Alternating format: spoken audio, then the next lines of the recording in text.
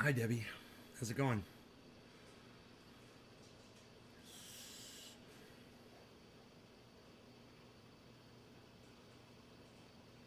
Hey, hippie chick. Hello. How are you? Natan Ranjbar. Hello. Good morning. How's it going, buddy?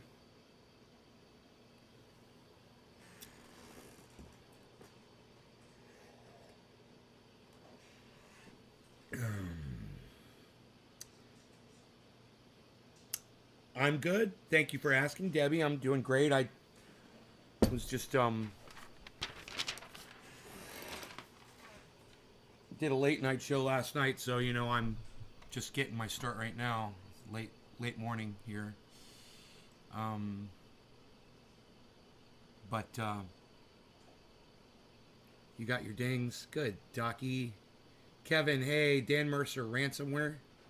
Ransom. I'm holding you all ransom to watch the show. Hey, Tommy, I've got you by your love of cannabis. That's how I ransom you. You want to get high, I get you all trained, to so that whatever you hear that dig, it's time to get high. Time to get high. Time to watch a show. Um. So yeah, none of that's true, but it's still funny. Um. Yeah, I see that there's a ransomware attack. Almost destroyed a hospital's business.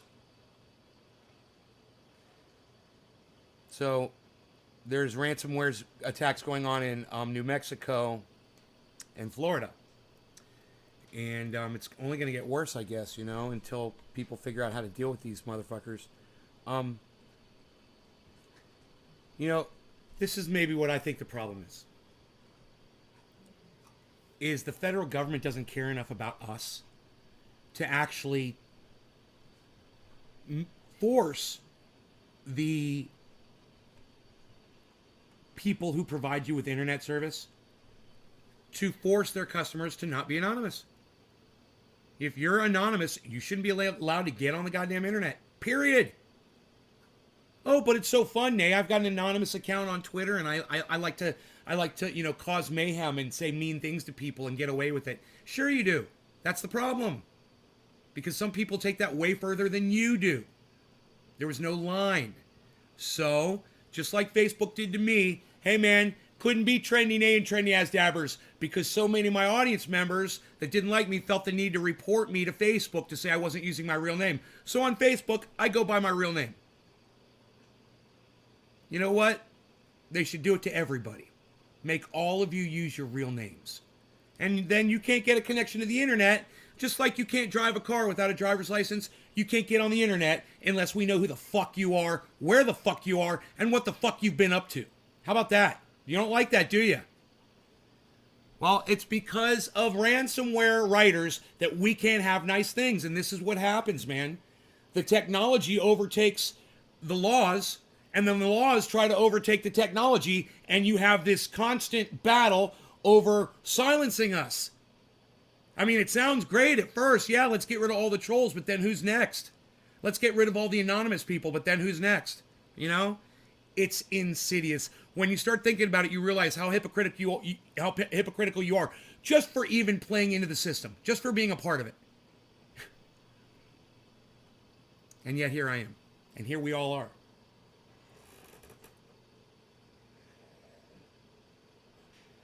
There's Dan Mercer says there's been a lot of cyber attacks on a lot of Ukrainian infrastructure. Looks like Moscow's getting ready to move. I don't know, man. We did this to ourselves. I can't be on Facebook as cocksuckery MC bitch bitch.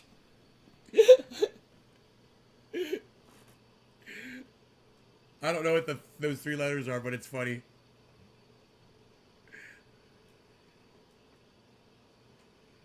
Anyhow,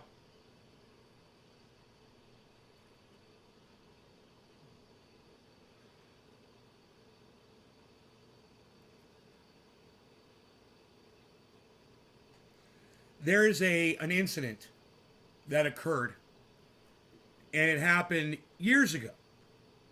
And it was Israel and the United States federal government working together to hack Iran and their nuclear subterfuges. Right? You guys might not know anything about this virus. Let me explain to you what happened. The United States and Israel created a virus. Okay? They released it on Iran. And they caused their centrifuges to spin so fast that they started blowing up. It's not safe. You know, they probably resulted in people dying because of that. Iran doesn't reveal what goes on internally over there, but you know, you can just assume when you're speeding up centrifuges and you got scientists in the building trying to figure out what the fuck is going on, there's probably going to be some folks dying from that situation. Right? That is an act of war. The United States and Israel attacked Iran, and we did it on a scale of any other war would be considered an attack. It would be an act of war when you attack someone's ability to create energy in their country. You know, just like Osama bin Laden attacked our ability to do business in this country when he slammed those planes into the World Trade Center. Right? He's attacking the infrastructure of the country because he knows it's going to hurt everybody. Well, that's what the United States and Israel decided to do to Iran, who had nothing to do with those 9/11 attacks, by the way. That was Saudi Arabia. Just so nobody's getting confused here. Now, I don't want you guys to lose track of the score. So Iran, they decide, hey, you know what? Fuck the rest of the world. We're going to start doing viruses now. And who do you think they're going to release those viruses on? Maybe the people that attack them? You know? You don't think they have the ability to, but I'm telling you, they're already doing it. And I'm telling you, this has been planned for years, because when a country attacks another country and says, give me a second here. When a country attacks another country and says, you know, all of our pleasantries are off the table, the country that gets attacked, they're going to retaliate. And, you know, this Israel and the United States are sitting there fucking filing their nails, you know, polishing their nails on their chest, thinking they really got away with something here. But here's the problem.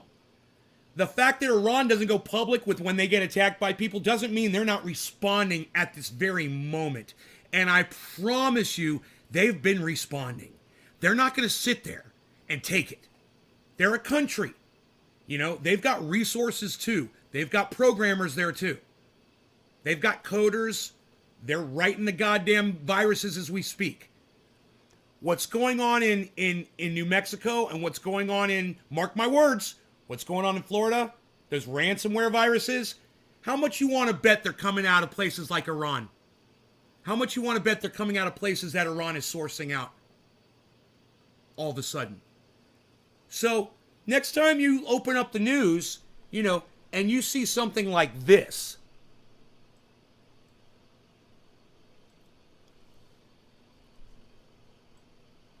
quick thinking stops ransomware attack from crippling hospital. Florida hospital is just one of several dozen U.S. healthcare organizations that have had to battle cyber attacks since the start of the pandemic. Don't you think for one second that this is not of our own doing. All right? Don't play the victim until you realize that we are the ones that started this. We are the bullies. All right? Remember that.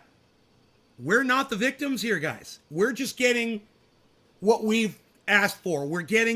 Our chickens are coming home to roost. That's what that means.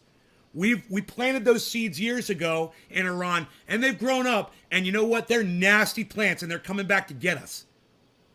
Nasty fucking vines. They're going to crawl all over our internet, and they're going to take us down. They're going to destroy us. These first attacks, hospital, what's going on with schools in New Mexico, I guarantee you, those aren't right-wingers, man. Those guys couldn't code a little green page to say hello on a PC to save their fucking moronic lives. No, these viruses are coming from other countries, and I wouldn't be surprised one bit if these countries are the ones that we've already attacked with our cyber attacks, with our viruses that we've released on the world that none of you guys even know about. Now, if you guys have heard about the virus that Israel and the United States wrote and released on the Iran centrifuges, write the name of this is going to be hard for all of you. Write the name of, because I know it. Write the name of the virus in the chat. Or if you've just heard of this, give me a 1. Can you tell me the name? I'll tell you right now. It starts with an S. Okay, it starts with an S. Can anybody name the virus? Steve has heard of this. Can you remember the name of the virus? It kind of sounds Russian. The name of the virus kind of sounds like a Russian virus. Kind of funny, it was invented by fucking Israel and the United States, and they make it seem like it's Russian. Mason knows. Token Dave knows. Steve Running knows. Okay. It's called Stuxnet. And I want all of you at some point in your day today, at some point, to educate yourselves on what we did. Schlotsky says, Schlotsky's Deli. Hey, I like the Reuben at Schlotsky's. And I want all of you at some point now, what I'll do is I'll just give you a little background on Stuxnet right now, okay? Let's do that.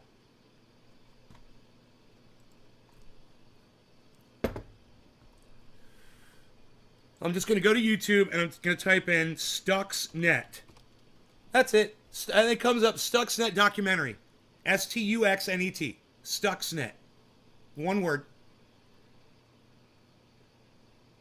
0 Days was the name of the production. Right? It's a documentary. I don't know if I could show any of that on here. But there are shorter versions of the story. Here's a trailer for 0 Days is the name of the show. 0 Days. You can watch it for free on YouTube right now. 0 Days. I should be able to show it to you on a YouTube channel, right? Because it's on YouTube. That's how stupid those engineers over there at YouTube are. Why should I be able to promote another YouTube production on a YouTube channel? Wouldn't more of you want to go see that show if I showed you a little bit of it on here? Maybe you'd want to go show it to more of your friends. How stupid are they at YouTube? It's not a copyright violation. It's me advertising for you. Free advertising. I think this is going to be a 2-cup of coffee show right here, son. Okay, let's go with the Y files. I don't know who this guy is, but this is a shorter version. It's 22 minutes. And the name of this is Stuxnet, the computer virus that started the next World War, which is true. We're literally in it. And let me tell you something. Just because we're not calling it... In 2010... Just because we're not calling it World War III right now, doesn't mean it ain't happening. You know, just because you can't see a drone up in the sky right now, doesn't mean it's not sending a fucking Tomahawk missile down to kill you right now. Right? Think about it. Oh, maybe I'm not addressing Americans. Or maybe an American on foreign soil. Yeah, we did that. Obama did it. Yeah, we drone bombed an American. And we killed his kid, too. But we don't like to talk about that because that was beautiful Barack Obama, the black president. We don't ever talk about that. We don't talk about him.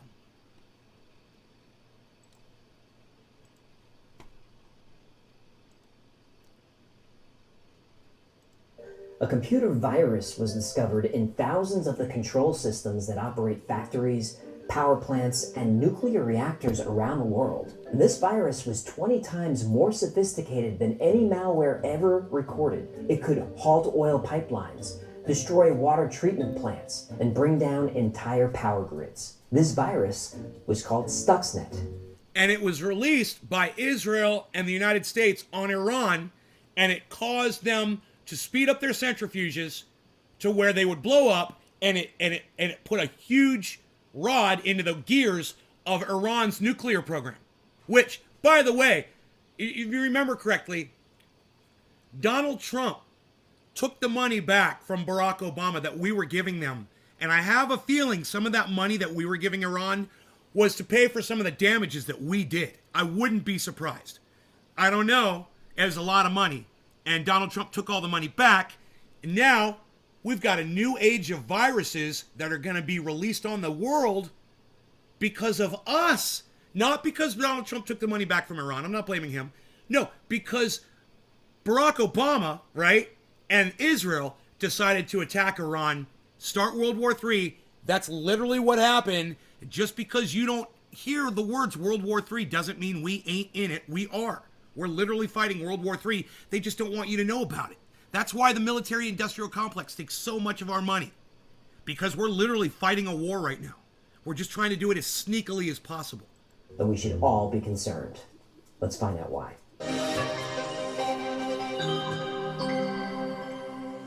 In January 2010, inspectors from the International Atomic Energy Agency were visited. You guys, 2010. Some of you weren't even born back then. No, I'm joking. 2010, this is when this was going down, guys. More than 10 years ago. All right? Visiting the Natanz uranium enrichment plant in Iran. They noticed that. And talk about chickens coming home to roost, huh? The centrifuges, which are used to enrich uranium gas, were tearing themselves apart, one after another. Hundreds of them. Nobody could figure out why. This is so... Not the inspectors, not the Iranian technicians. This is so upsetting to me that I literally have to smoke right now just to calm my ass down. Top of the hour, no law regarding Stuxnet being released on us next. We're next, guys. We're the next victims. Cheers. Who worked on site, not even the engineers who built the system. Meanwhile, a computer security firm in Belarus got a strange request from a client in Iran. Their machines were rebooting over and over again. Even completely wiping the hard drives and reinstalling the operating systems didn't help. Again, the problem was a mystery. But when the technicians pulled apart the operating systems, they found a new and very unusual virus. They called it Stuxnet. And Stuxnet was infecting computers all over the world and spread. Now remember, these nuclear physicists, they had nothing better to do with their time than trace down a fucking virus that was stopping them from working on the nukes over there. Right? Think about it. Think of how subversive this was. Think about what we did. Unprovoked, we did this. Yeah, think about it. We attacked them. Spreading fast. Wave that American flag! Wave it proud and high, guys! This is us! Cybersecurity experts knew Stuxnet wasn't ordinary malware thrown together by some basement hacker. The first clue was the size of the codebase. Most viruses are 10, maybe 20 kilobytes. Stuxnet was 500 kilobytes. And uncompressed, it was 1.2 megabytes. That's a pretty large piece of code to go undetected. Then, analysts transferred Stuxnet to a new computer just to see what would happen.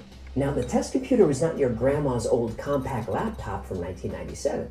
The machine was a state-of-the-art, highly protected workstation designed for cybersecurity threat detection. All the bells and whistles. But as soon as the Stuxnet files were copied over, the new computer was immediately infected without anybody doing anything and without triggering a single alert. And that's very unusual. When you install software in your computer, it needs to be digitally signed with a trusted certificate. And the developer supplies a certificate that your computer checks against trusted manufacturers, Apple, Logitech, whatever. A lot of viruses tamper with the signature, the certificate, to try to trick your operating system into allowing it to install. Now, luckily, virus protection usually catches this. And you've probably seen that warning when you're trying to install software that's not from a trusted source.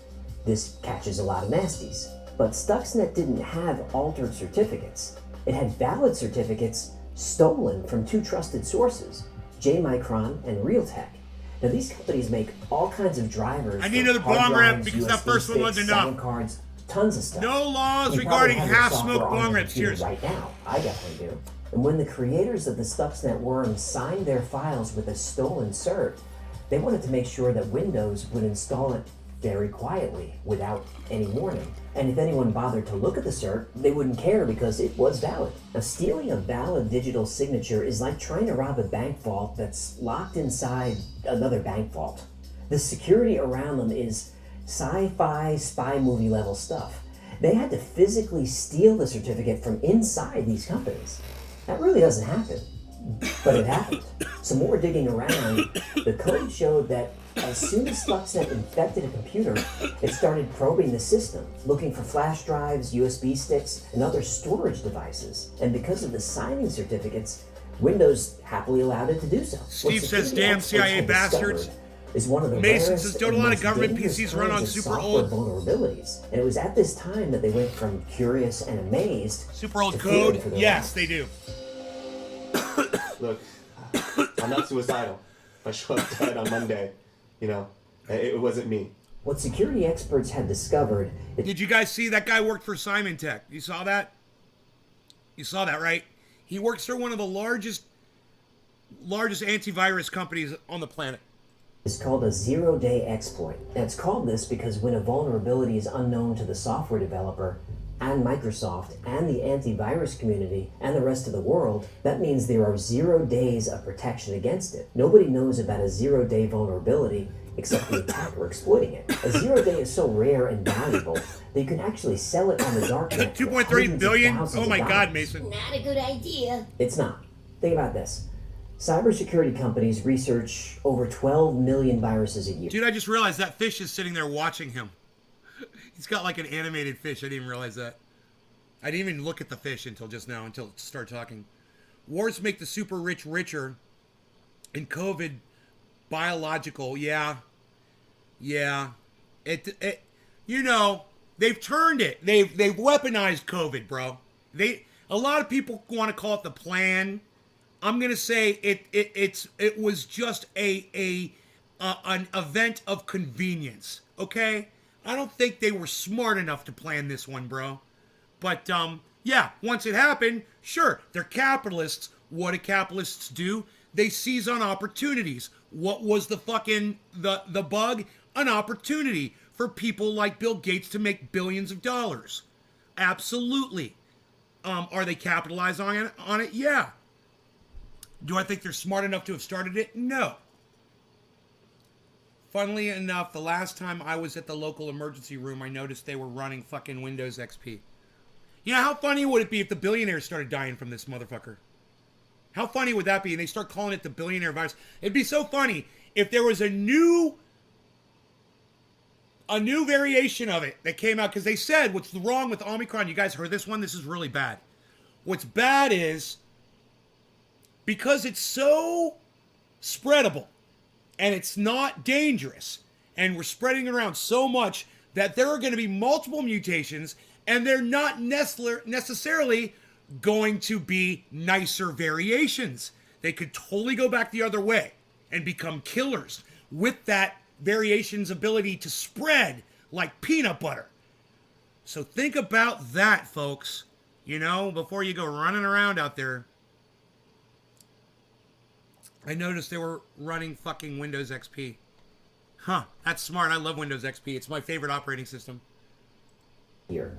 And in that time, they might find maybe 10 or 12 zero-day exploits. It's a once-in-a-million occurrence, but Stuxnet contained 4 zero-day exploits. This is unheard of.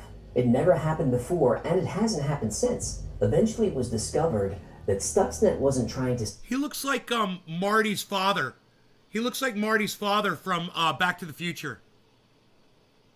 McFly. He looks like Mr. McFly. Marty McFly's dad. Right? to steal passwords or data. It was actually targeting the software on Siemens programmable logic controllers called P. And if you guys never saw the drama that went on between that actor and the producers at Back to the Future, when they did the second one or the third one, and they cut him out of the movie, right? And they used a digital representation of him in the movie, and he was able to sue them because they literally digitized him into the fucking movie. And he sued them. I don't know if he won the lawsuit. It's a very interesting thing. You can watch that on YouTube. You know, here I am promoting yet another video on YouTube for them, right? And yet I get in trouble with strikes, you know, for showing you guys more YouTube material that you can go see on YouTube. Right? Fucking Restream. I mean, the re-engineers over there at YouTube. PLCs. Now, PLCs are small computers used in factories and industry that control pretty much everything. Assembly lines, water pumps. Wait. Talib and Enoch say, that's what I was about to say, that's what I was thinking. What were you guys about to say? What were you thinking? Let me know. I don't know what you guys were going to say. Power plants, and nuclear refining. Critical infrastructure runs on PLCs. If you can hack a PLC, you can take down an entire country without firing a single shot. Now this had people very nervous because industries all over the world were reporting their PLCs were infected. Oh really? with You thought that Stuxnet, too? But it was just sitting there. Nobody knew what it was going to do. You saw or that when. too? Was the power grid just going to turn off? Was water or gas going to stop flowing? No, nobody knew. It felt like a ticking time bomb. Because it was. Even though the virus was spreading all over the world to thousands of computers per day, it was primarily targeting one country, Iran. Huh. More specifically, it was targeting the Iranian nuclear facility in Natanz. Huh. That doesn't sound like an accident. It wasn't. A virus this complex and this dangerous requires millions of dollars to create. It takes time, the best programming talent in the world, and absolute secrecy. Experts at first Now I suspected, can't stop and watching then they the were fish. positive, that Stuxnet could only have been designed by a keeps country smiling. looking to cripple or wage war against another country. Creepy. This was a state-sponsored That's pretty attack. creepy. To design and deploy a cyber weapon like Stuxnet, you need immense financial resources, I'd rather have a my military diesel. intelligence infrastructure, and a motive to wreak havoc on an enemy nation. Do we know what country created it? We do. Seymour, yes. YouTube is two-faced by me getting jacked over using their content. It's a catch-22. Exactly. I'm promoting a YouTuber right now. You know who this guy is? This guy is the Y-Files. It says it right there on the screen. It says WF question mark in the corner. There, I'm promoting him while I'm showing him to you. There you go. Go check him out. Go subscribe to his channel. He's only got 6,900 subscribers, but his video's got 24,000 views on it. Nice visibility. Nice.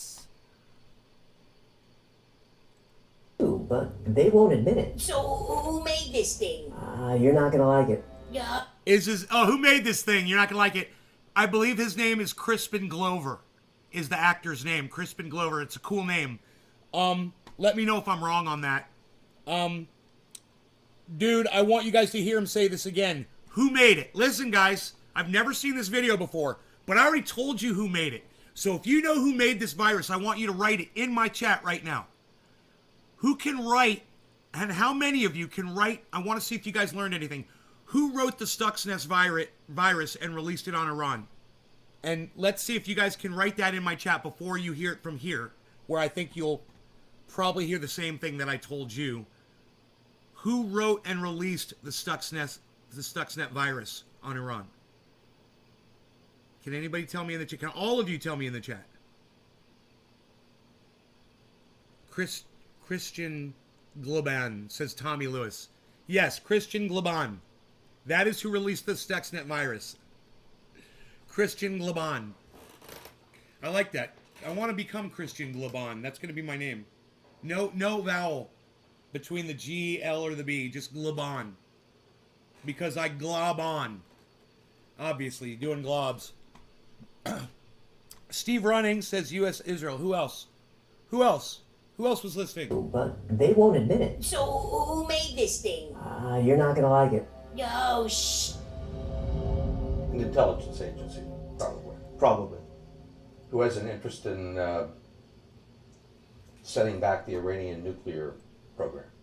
Yes. Stuxnet was aggressive, but very quiet. If Stuxnet is on your computer and you plug in a USB thumb drive, boom, the USB drive is immediately and quietly infected. You don't have to run a program, open a web page, or click anything. You then plug that USB drive into a different computer on a different network.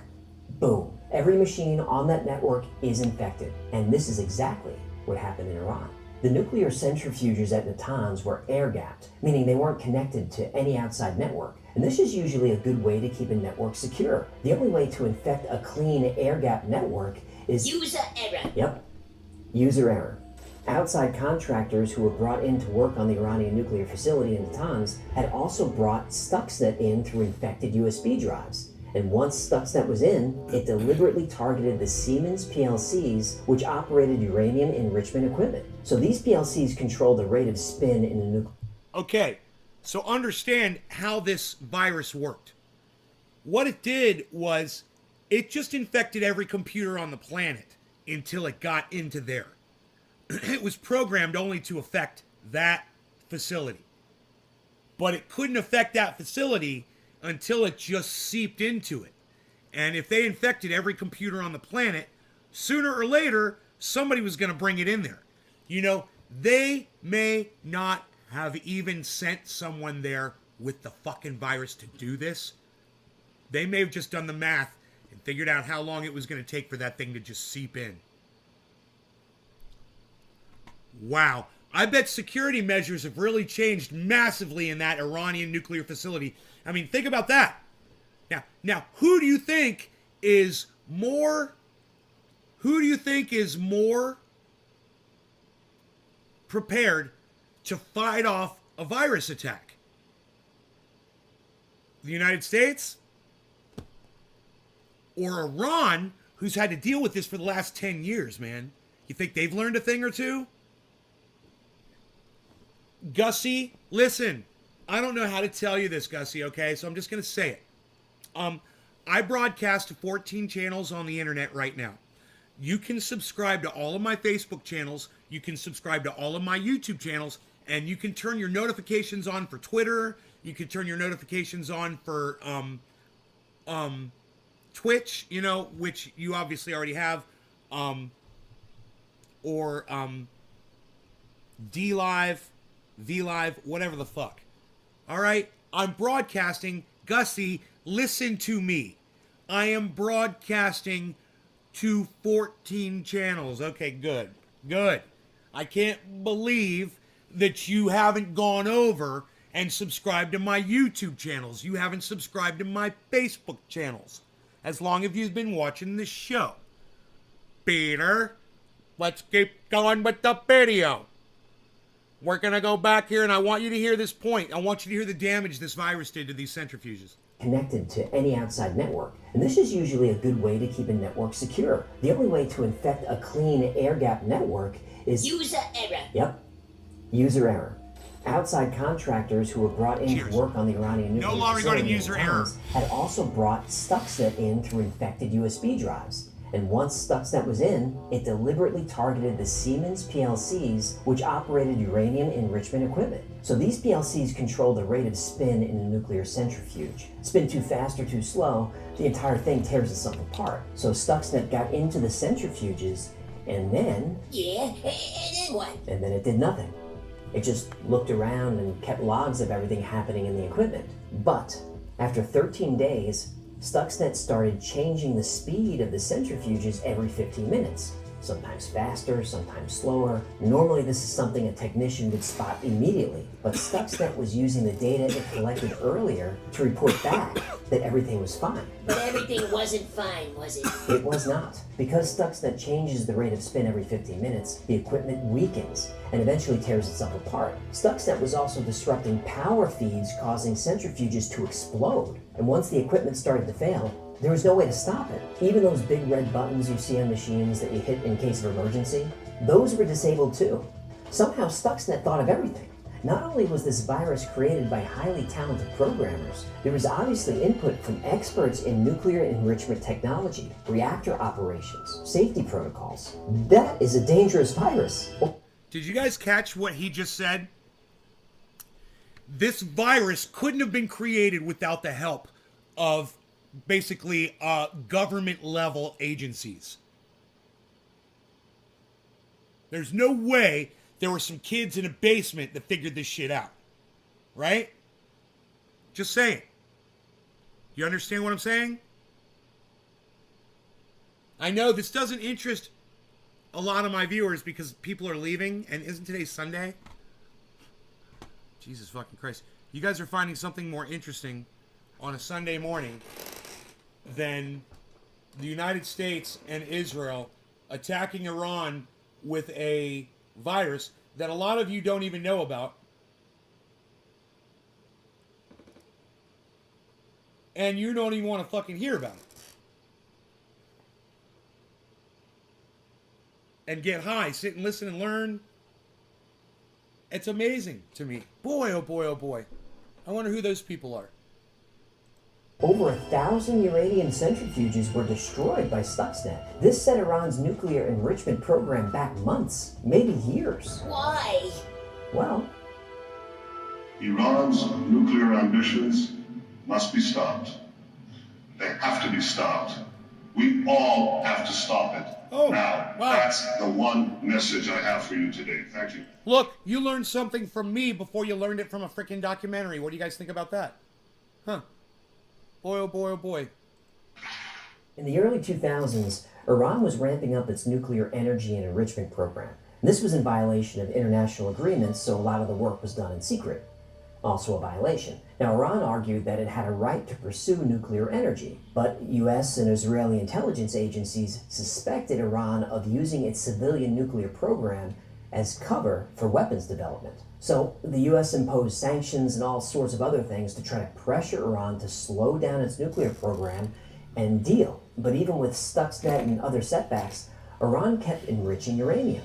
They said that they needed nuclear power to provide energy to the population. Tommy Mosner, I've already learned about this myself personally, but hearing it again, I'm re-educating myself on it, and I'm learning too. You know, I don't understand. I really wish when these people that are leaving, that are walking out, man, I really wish that they had more of a desire to educate themselves. All it's proving to me is, wow, there's half of my audience, basically, because that's who just walked out, about half my audience, isn't concerned about the fact that we're literally in World War III right now. This is going on right now. And, you know, we're going to go back to the live, to the CNN feed. I'm going to show you the articles of all of these fucking viruses all of a sudden. And we're going to go over that article. We're going to watch a video probably on it and everything. But, you know, just for my lame audience, you know, that's too fucking... I guess people... I gotta say it, man. I don't know what to fucking say, man. When motherfuckers get too high, they get too stoned, they get too doped up. You know, what the fuck? That you don't want to fucking sit and listen to this in the background? I don't know what to say. You know?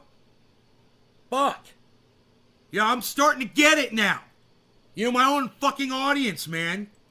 Energy? Don't they make oil over there? You know? Look, I'm just telling you what happened. I'm sorry, is the Talking Fish and Crispin Glover not entertaining enough for you? Dude, it's fucking Marty McFly's dad! Fuck!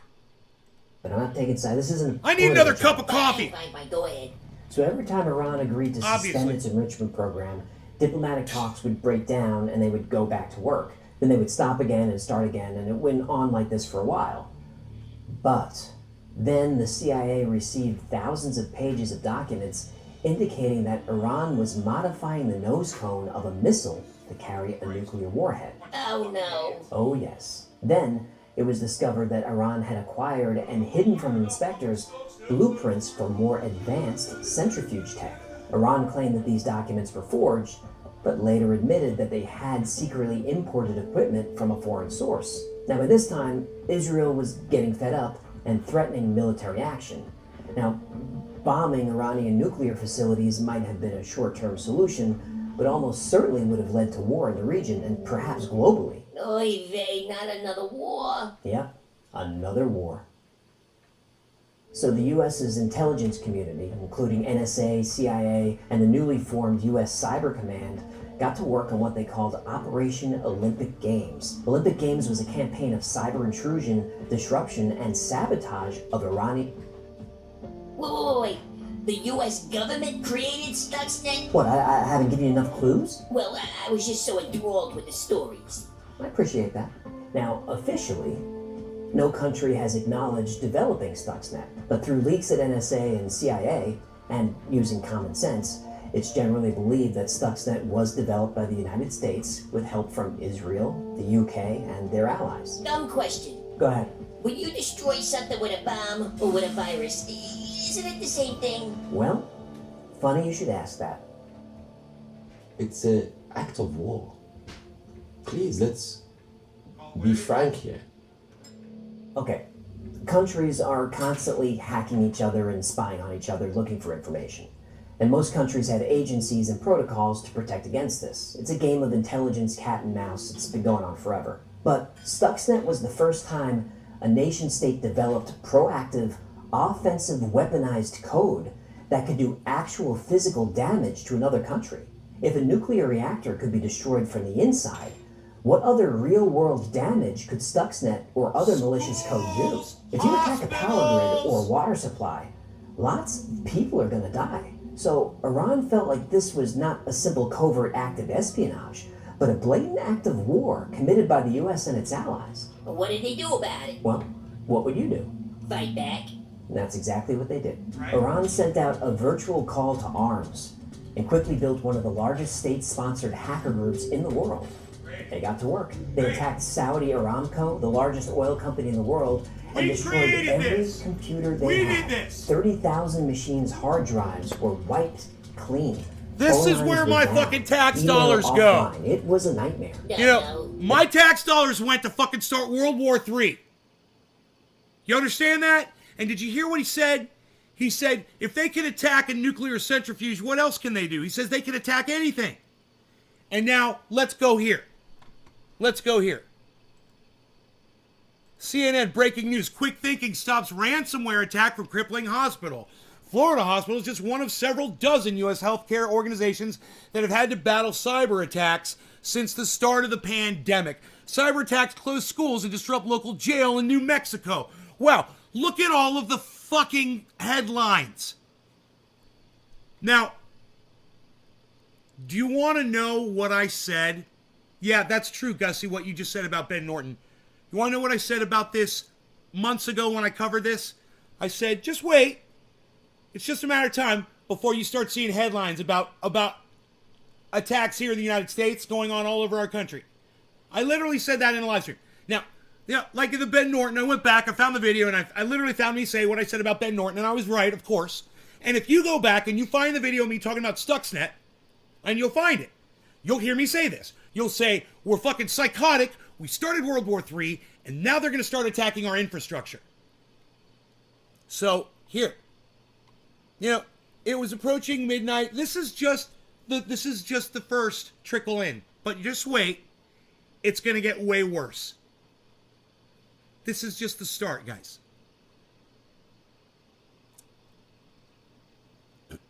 Yeah, so the hospital went offline.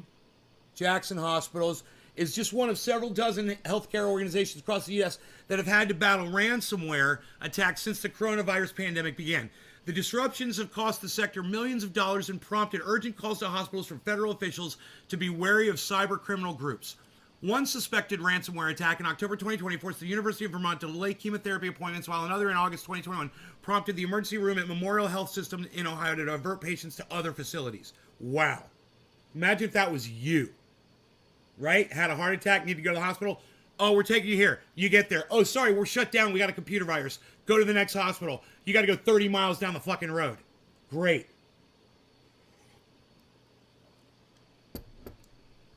In the early minutes and hours of a ransomware attack, hospital cybersecurity teams are on the front lines of the response. Help, because they got nothing better to do. Just like I was saying about those nuclear physicists over there in Iran. They had nothing better to do than deal with a fucking viral attack on their computer. While they had life going on. And if I was Iran, I would want to reciprocate. Now, I can't use the language that I'd like to right now.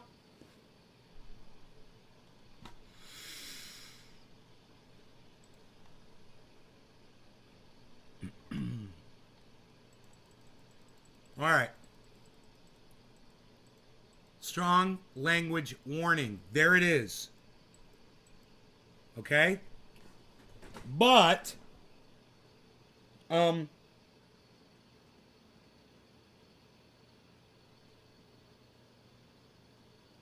I paid for this with my tax dollars. It doesn't matter who the president of the United States is. This was Barack Obama, who I voted for twice. Oh, God, I hate myself. I feel so dirty and ugly when I say that. Because the second time I voted for him, I didn't feel good about it. I just felt like it was necessary. And I was wrong. I was wrong. Man, maybe if we had a decent man that was a Republican, Donald Trump maybe never would have happened. Did we ever think about that? Oh, not John McCain. He's a monster. He's a Republican. Not John McCain with that crazy rootin' tootin' woman. She's going rogue again. She's going rogue. No.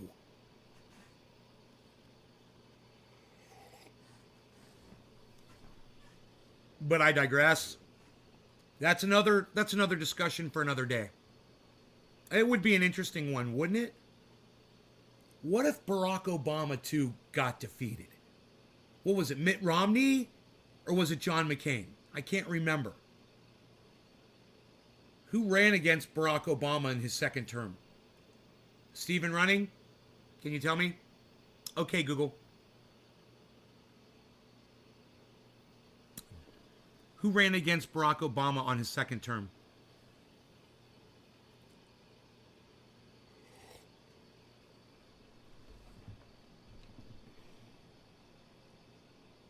Mitt Romney. Would Mitt Romney have been that bad after we've had Donald Trump, guys? No, it was Mitt Romney.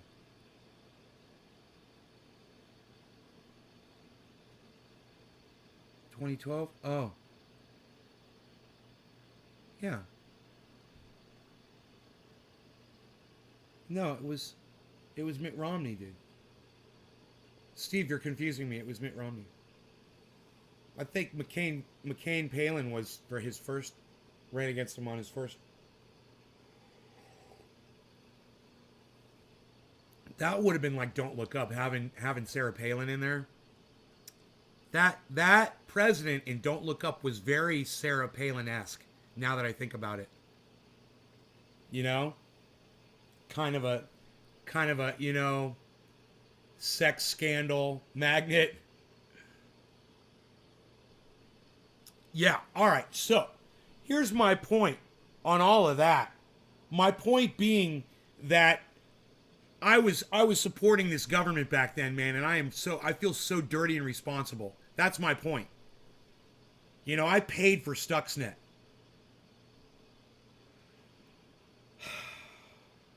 You know, and I feel bad about that. We started World War III, guys. So, back to this.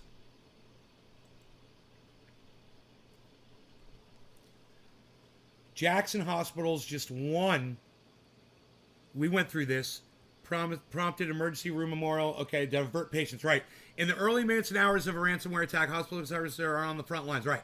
Yet, hospitals don't often publicly discuss how quick thinking and preemptive action can be the difference between containing a hack and having it spiral out of control. For Hussey, it's meant minimal sleeps in Sunday and the weight of a 600-person staff at Jackson, depending on IT team of about a dozen to get hospital computers up and running again. The new guy I just hired is a cybersecurity graduate, so we broke him in really early. He quipped. Through Hussey's team act quickly, though Hussey's team acted quickly, Jackson Hospital's IT systems haven't come away completely unscathed. We'll keep going here. 134 publicly reported ransomware attack incidents involving healthcare organizations just in 2021, up from 106 the last year. So they're increasing, but luckily they're not increasing exponentially. That's good, but they're increasing. You know, this is just the beginning. Just wait, man. You know, wait until Iran decides to shut down the United States federal government, you know, their computers. This is probably why they use old operating systems, you know, to try to lock out some of this new technology. But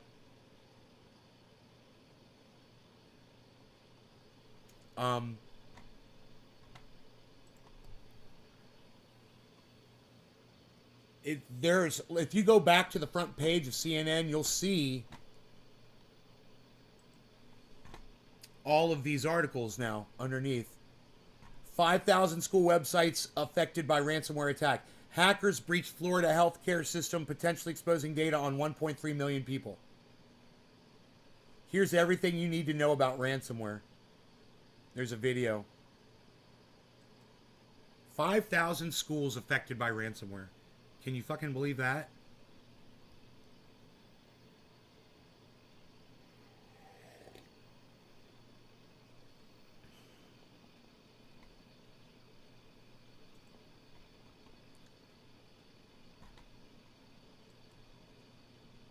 Oh, so I'm gonna have to do the video thing. Microsoft urges Windows users to install update. Maybe we should watch that one too. We'll watch that one first, and we'll go back to the other one. They're both involving computer stuff. Microsoft has issued an urgent warning. It wants users to install their update immediately. Okay, so Jen, they found some kind of vulnerability in the operating system. Who does this apply to? Anyone Load some Lenny, thank you. Windows, so you want It's only to half full. immediately install a security update. Sometimes that just means you can reboot and your computer will do it yourself, especially if your computer is even saying to you, it wants to update. Can we update now? That's what my computer was doing this morning. Microsoft just put out this urgent security warning after they found this vulnerability. Think of it as like a backdoor into the software. I like to say that, and a criminal can just break right in. This one is called Print Night. Do you know that I'm going to play that over and over again for you? Because I am winning the internet today, and nobody's going to stop me. And a criminal can just break right in. This one is called Print Nightmare. And worse, it sounds like vulnerability. Think of it as like a backdoor into the software. I like to say that, and a criminal can just break right in. Vulnerability. Think of it as like a backdoor in vulnerability. Think of it as like a backdoor into the software. I like to say that, think of it as like a backdoor into the software. I like to say that, and a criminal can just break right in. Think of it as like a backdoor into the software. I like to say that. Think of it as like a backdoor into the software. I like to say that, think of it as like a backdoor into the software. I like to say that I like to say that think of it as like a backdoor into the software. I like to say that, is like a backdoor in. Winning.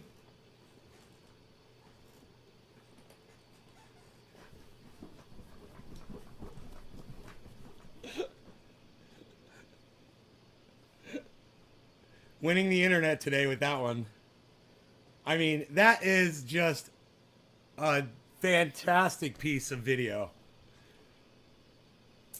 That is a fantastic piece of video. Let's move on. Into the software. I like to say that, and a criminal can just break right in. This one is called Print Nightmare. And worse, it sounds like researchers accidentally published a how-to guide for hackers to get right through that back door. That means they could take over your PC and do some serious. Hey, Wilcox Heidi Ann, why is your name backwards? Number one.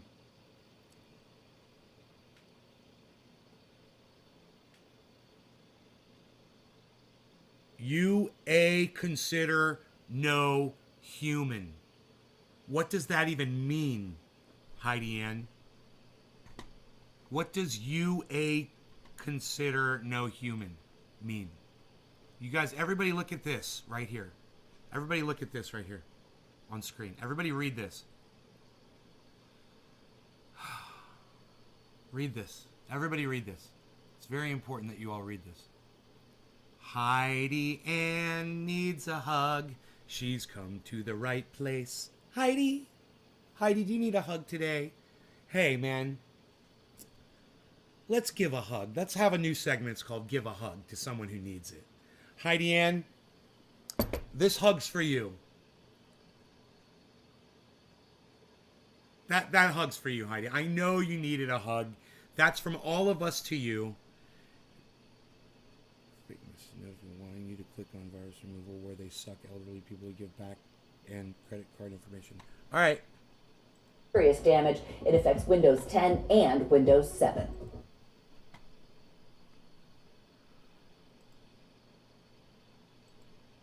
Here is everything you need to know about ransomware. Ding!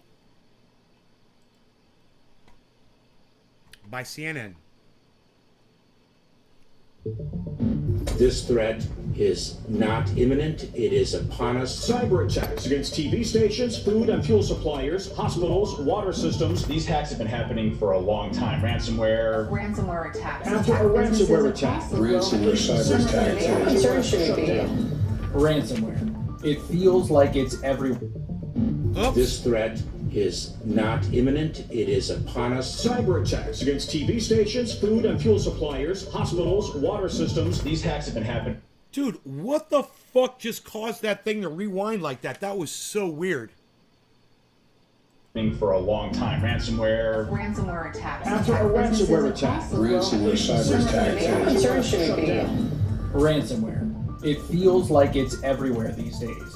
It's caused gas shortages, it's disrupted our meat supply. But what exactly is ransomware? And what should you do if you're the victim of an attack?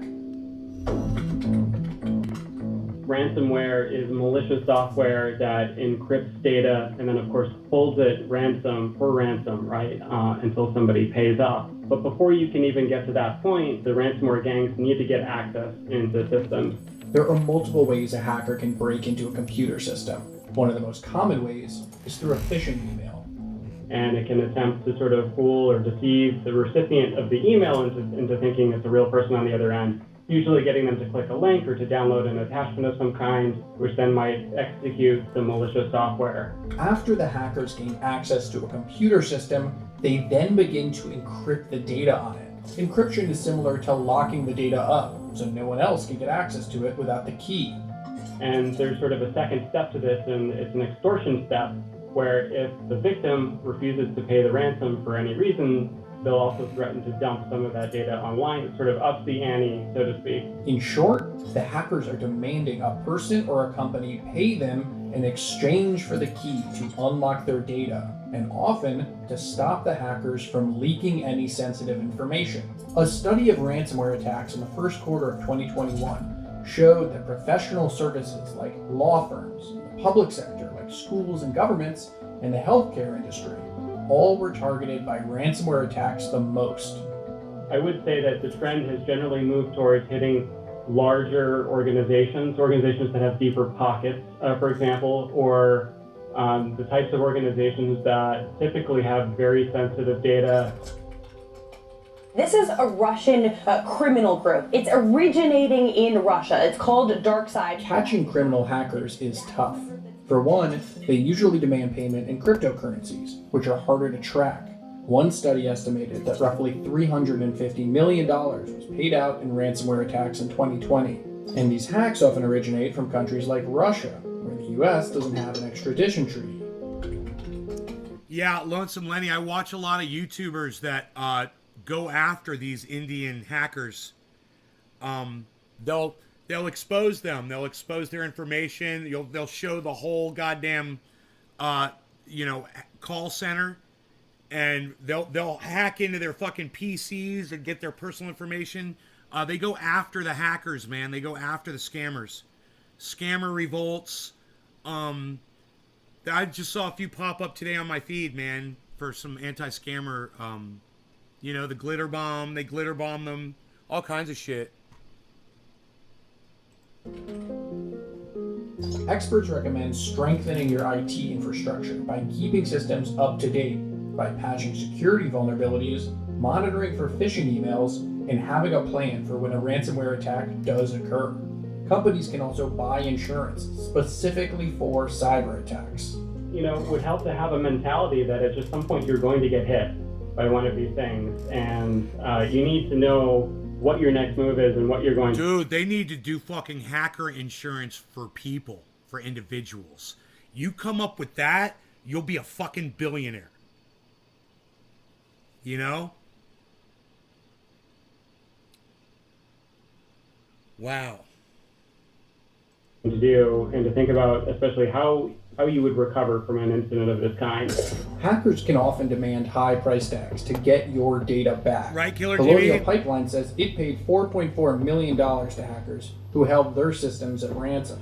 JBS is one of the world's largest food companies, and it says it paid out $11 million in response to a ransomware attack.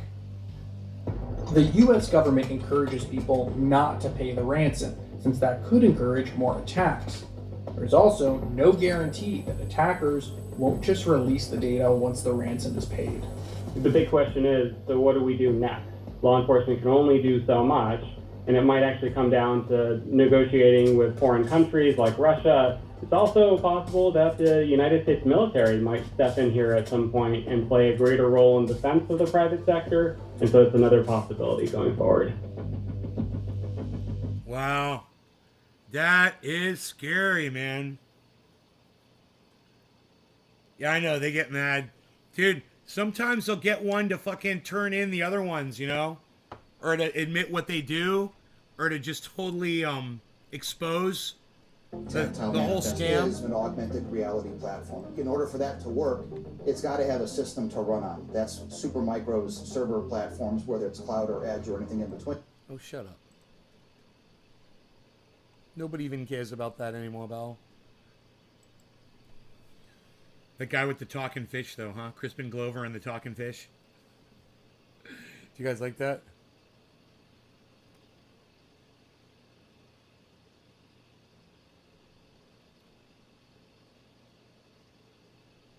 On Trader Joe from 3 hours ago, Avalanche Crypto DeFi tutorial.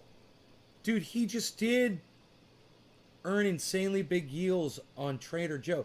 He just did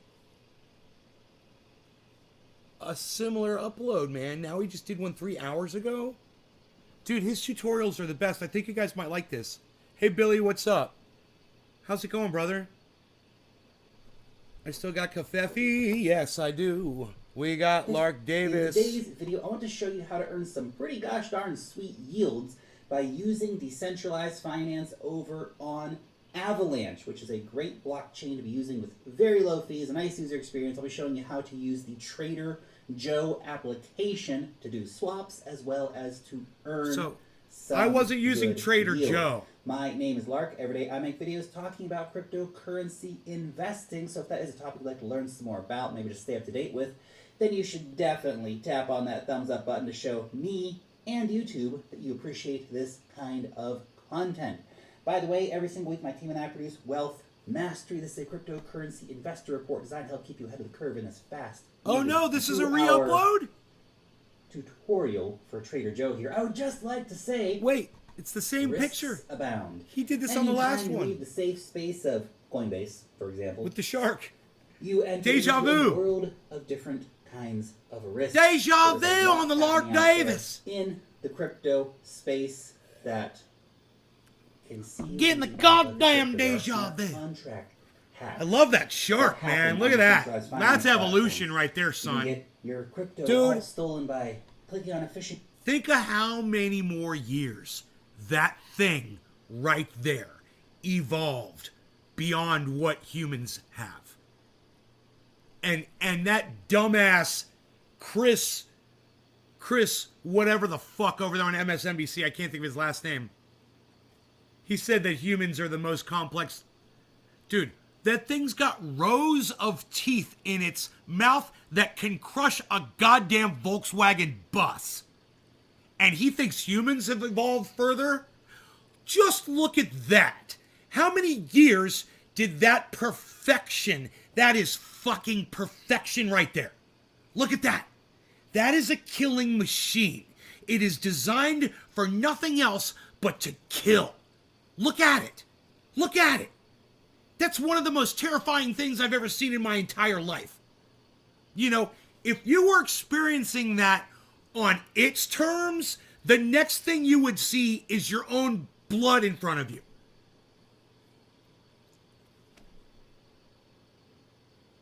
You're just food to that thing. And Chris Hayes from MSNBC thinks that we're the most evolved. Hey, Chris, take a swim with one of those. You tell me what's more complex, okay? When that thing's eating you. You tell me Chris, tell me which thing is more complex. I'm just kind of, Steve Running, thank you for keeping up and playing ball with the chat. Slow motion, clap with the duck lips. That is a high, dude, I'm just saying. How many years, what's the evolutionary scale on a fucking great white, oh, Billy, there's a shark alive today that's 392 years. They've been the same for 455 million years. And we've been around for 4 million years, right? Okay, great. So we've been around for 4 million years. Oh, we're monkeys with fucking cell phones. That's what we are. And this thing's been around for 455 million years and didn't really see the need to change too much past this fucking point because it's fucking perfect. You know, it's like honed. It's like polished. And we're like a lump of coal. You know? How is Chris Hayes going to compare something that's been around for 4 million years and say it's more complex than something that's been around for 455 million years? Thank you for that, Billy. That's what I'm talking about, son. Where do I start sending the checks? We're the meat in the meat grinder in the shark world. Link or whatever it might be. So just be aware there are risks, and when we come to yield farming, there's also the extra risk of impermanent loss. That means that by, let's say you put $1,000 into a yield farm, when you go to take that money back out of the yield You're farm, on YouTube. Hey, significantly less than thank what you, you Gussie. initially put in due to the moving dynamics of a two-sided liquidity position. So just be aware of those risks before running out and throwing all of your money into any of this stuff. A shark can smell blood for up to a Now, quarter mile, in but so order can to every use other the living Avalanche fish. Network, Really? You're going to need to have a wallet. I would recommend getting a MetaMask wallet. MetaMask is one of the most widely adopted cryptocurrency wallets. It has integrations with most major applications across the cryptocurrency space, and it supports most major blockchains. So you can use Ethereum, Polygon, and yes, Avalanche. I used to hear people say, yeah, you know, you go MetaMask and through fucking Uniswap or MetaMask and get on the Polygon network, MetaMask, get on Polkadot, blah, blah, blah, MetaMask. And I was like, I always thought MetaMask was like some kind of a security thing or something, you know? I had no idea. Once you got MetaMask and then you're like, oh, and then you see what it is and then you're like, oh, yeah, you kind of do need that. Amongst others, via MetaMask. So you would need to come over here. There'll be a link down below for MetaMask. In fact, about everything I talk about in today's video, there'll be links down below for that in the description. But you need to come over here, download this. So I have to trust you're going to be able to click on the download now button, as well as write down your seed phrase, which is obviously very, very important. Don't give that out to anyone on the internet. Download that, then you'll have your MetaMask wallet.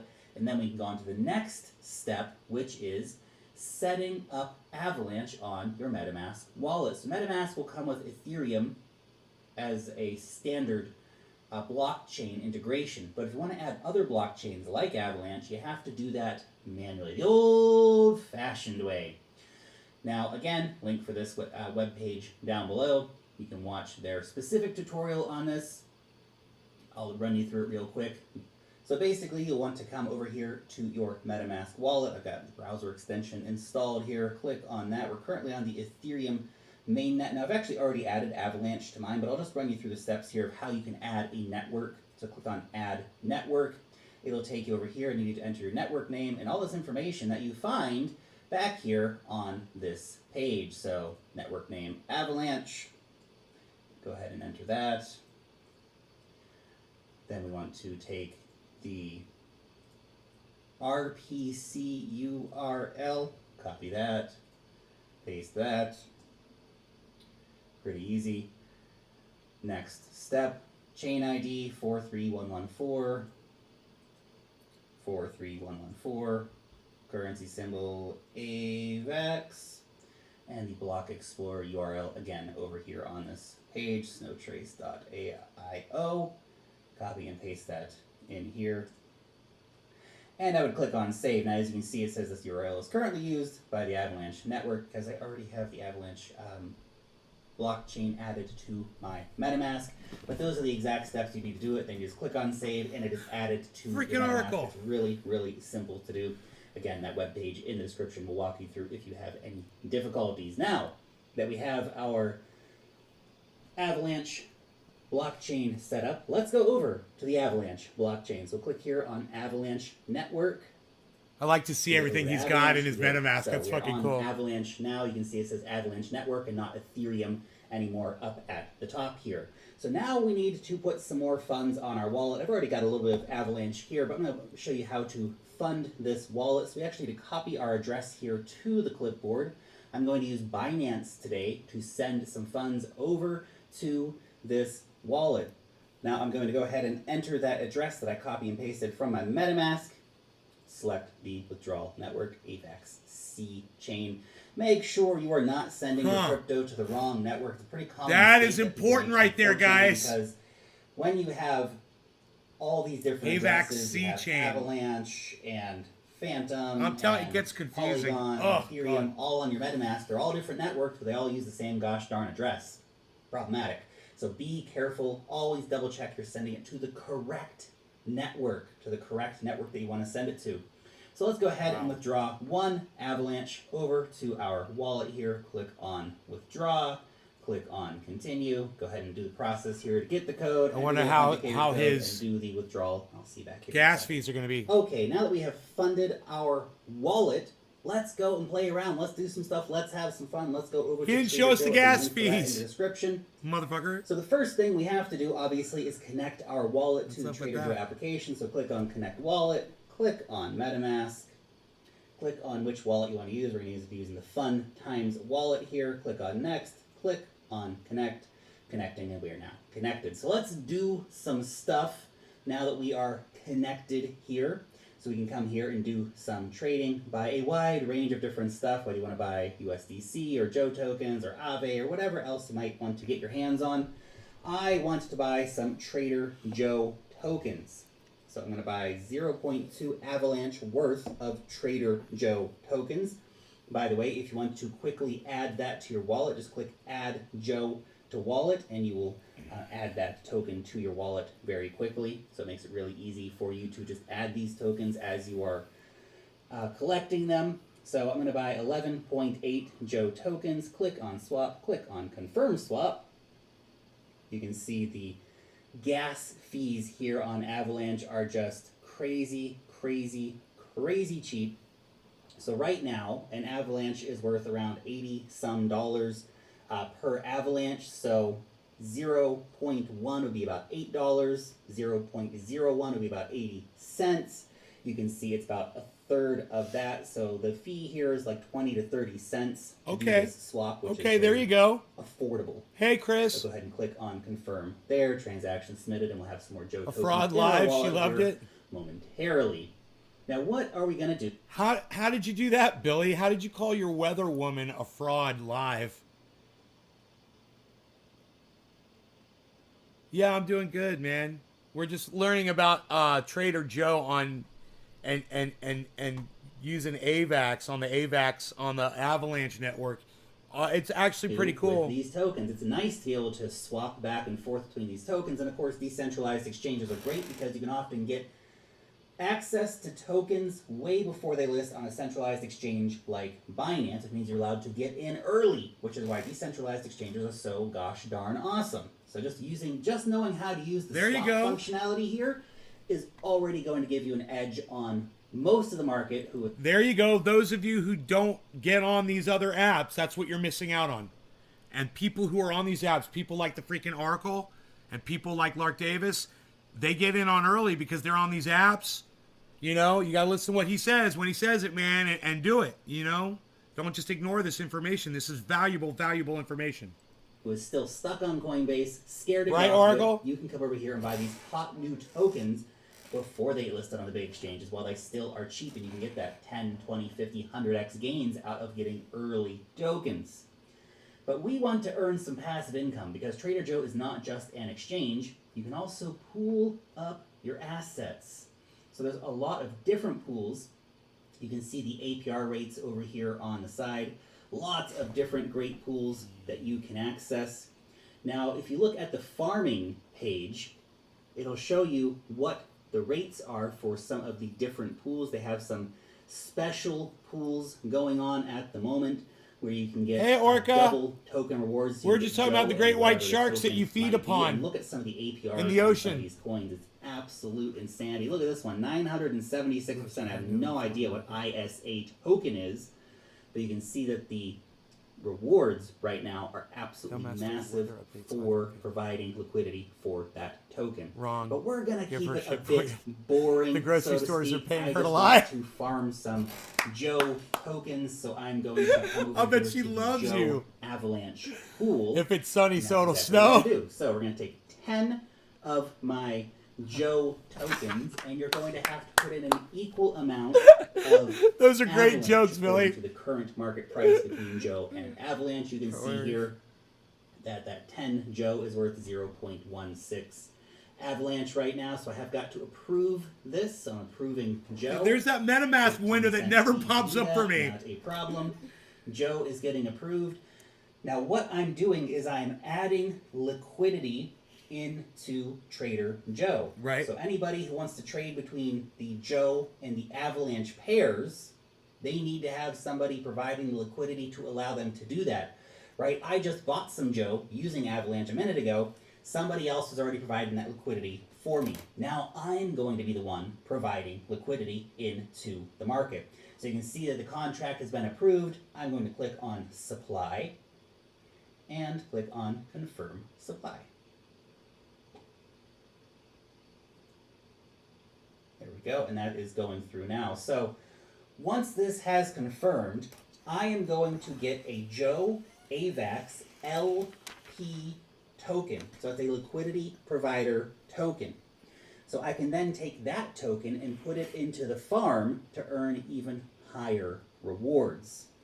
So this is what farming is about. You put your liquidity in, and then you take your liquidity token that you get, and you put that into the farm. So you can see right now the APR on the Joe AVAX pair is just 5%. So it's not super attractive, especially when you consider that impermanent loss can result in much bigger than 5.8% losses. However, we go over here to the farm. We scroll down a little bit and we find the Joe AVAX pair. Just go ahead and type that in here actually. Joe AVAX, there you go. And you'll see that actually the farming rewards are over 50% because you get 5.8% from the pool, so that is the fees that are actually being paid into the pool. Plus, you get this extra incentive of 48.8% paid out in Joe rewards. Absolutely massive. Absolutely massive. So I'm going to be earning over 50% APR on this position. And you can see here I have 1.09 LP tokens. So for staking those 10 Joe and the 0.16 AVAX, I got about 1 LP token out of that. So what we want to do now is go ahead and stake those LP tokens. So click on max there, click on approve. Go ahead and click on confirm to approve that contract here on Trader Joe. Just have to wait a minute for that transaction to confirm, and then I will be able to stake this LP token, and I will start earning that extra 48.9% APR rewards on top of the 5.8% that I've already got there. So now I've got my approvals done. I'm going to click on stake. God. Again, ooh, this gas fee is pretty expensive. We're spending about 80 cents this time. All on these the gas hoops, fee though. Here on Avalanche to stake those tokens. Normally doing these DeFi things is much more complicated and therefore requires a higher gas fee. Now the same thing that we've just done here on Ethereum would have cost hundreds of dollars. Yes. If not potentially more in some situations. That's why I don't fuck with it. Because moving the That money being around said, was costing Avalanche, so their much. GPUs, we've just done all of that for maybe $2 out there, maybe. Let's say $2. Let's say $2 to do all of those transactions. Now, of course, I will be earning these sweet rewards. Now, you can come over here anytime and harvest your rewards to see, I've already got a pending reward that quickly. Boom, I've already got some pending rewards there. Almost nothing, mind you, but check back in a few days and there'll be some more rewards there. You just click on harvest and you'll be able to harvest your rewards. Now, once you get those Joe tokens, you have the choice. You can sell those Joe tokens for cash. That's an option. Totally cool. Maybe you want to get some more Avalanche, so you sell those Joe tokens for Avalanche, or maybe you would like to stake your Joe tokens. So right now, these staking rewards for Joe are around 29.4%. So you can earn more than 50% on your liquidity position, paid out in Joe tokens, and you then earn a further 29% by staking your Joe, which is pretty gosh darn cool. Again, we're going to need to approve the contract here. I bought some extra Joe earlier, so I've got 11.8 Joe still here in my wallet. So go ahead and click on approve there. Click on confirm. So we're just approving the Joe staking contract is what we're doing here. So once that has gone through, that pending transaction has gone through, we will then be able to stake some Joe and start earning even more rewards here in the Trader Joe platform. So it's a Why not nice put it back way into the to 50%? Start earning yield on crypto. Why not put that back into? Why do 29 when you can get 50? Popular ways right now that people are making big gains in the cryptocurrency market. So let's go ahead and I'll stake 10 of these Joes here with a just nice to show you how that's Chianti. done. Go ahead and click on confirm. Super low gas fees again for that to do. So there we go. Those are going through. Those 10 Joe will be staked, and you'll see that I'll start earning some rewards over here, which is just awesome. It's just awesome. There you go. I've got my 10 staked Joe. Why would you stake the Joe when you could just put it back into the fucking 50% pool that you were in? I don't understand the point of that. Right? Can you not do that? I've got some X Joes in exchange for that. I can add X Joe to my wallet, so it's basically staked Joe tokens. And there we go. I am earning rewards for staking my Trader Joe. Super simple to do. Super fun to do also, to be honest. Using DeFi is cool. It's a lot easier. These tutorials that he's been doing are super fucking awesome. You guys could pull this up on your smartphone, go on your computer and do this and just go step by step. He walks you right through it. And the next thing you know, you're getting fucking 50% APY on something. You know, you got $100 and at the end of the year, at the end of the cycle, it'll be $150. That's huge. If you put in 1,000, it'll be 1,500. You know, these are gigantic returns that he's giving you. And it's all right there for y'all. You're all able to access that. And he is at Lark Davis on Twitter as well. Yeah, it's huge, right, Tula? And you guys, I told you guys, follow him on YouTube and listen to him every morning. This is a video that I missed. He just put this up 3 hours ago, I think. But he did another one just like this, just like 2 days ago. Just like that, but it wasn't about Trader Joe. It was a different one. And I went and I did it. And I staked a little bit. And it's getting me, 56% APY.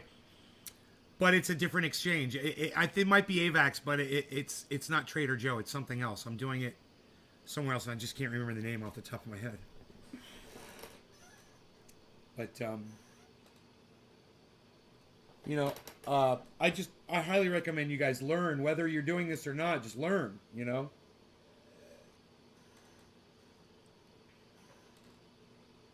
I've got some money to throw into the market now, finally. I'm paid off just about. I'm waiting for everything to go through.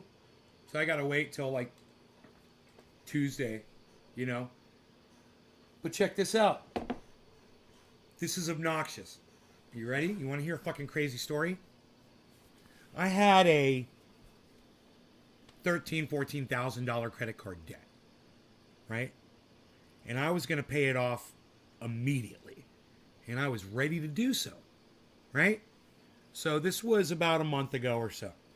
And I had done something nice for a friend. It cost a lot of money and it was unexpected, but you know, I was financially prepared for it, so I was like, well, let's do it. I go to pay off the credit card bill, right? I send off a payment for $13,000 whatever. And usually when I pay off my credit card, it usually takes 2 days, you know, something like that, and I don't even think about it. And, you know, 2-3 days later, I'm looking at my bank account and I'm thinking, oh, I got a lot more money than I thought I did. It's like, wow, you know, I already paid off that fucking credit card and look at all the cash I still got. I was like, cool, man, I'm going to go buy some fucking crypto, right? I buy crypto. And you know what happens when you buy crypto? Boom, they take the cash immediately. Boom, the money goes out of your account immediately. Boom, boom, zap, money was gone. And then 4 days later, after the 3 days, 4 more additional days later, that 13,000 whatever finally gets to my credit card company and they go, oh, great, thank you.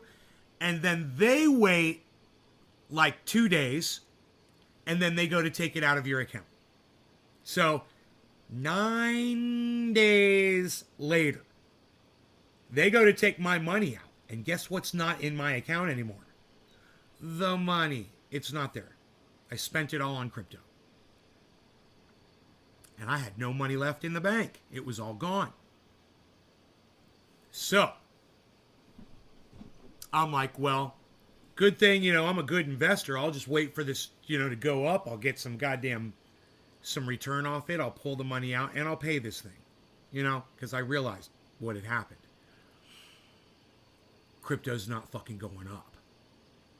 And I'm not making a profit. It's just going like this. It won't even pay for my frickin' gas fees to what I invested, right? But I'm you know, I'm trying to be a savvy investor instead of just doing what I should have fucking done. So I waited. It went up a little. I waited. It went up a little. Not enough. So then I'm looking at Bitcoin, right, for my quick withdrawal. So I start looking over at Ethereum. And I'm like, well, I did purchase some Ethereum, and it has gone up a lot since I bought some. It was at the time I bought it like 37, you know, 38, and it was at the time it was like 4,200 or some crazy shit. And I was like, oh, that's good. You know, maybe it wasn't there. I can't remember where the fuck it was. But I'd done good on it. So I was like, okay, well, I'll pull out a bunch of Ethereum and I'll pay this fucking bill off. Pull the Ethereum out, put it in my bank. Boom, just like that, right? Go to send it off. Again, 13,000. Now it's like, you know, way more.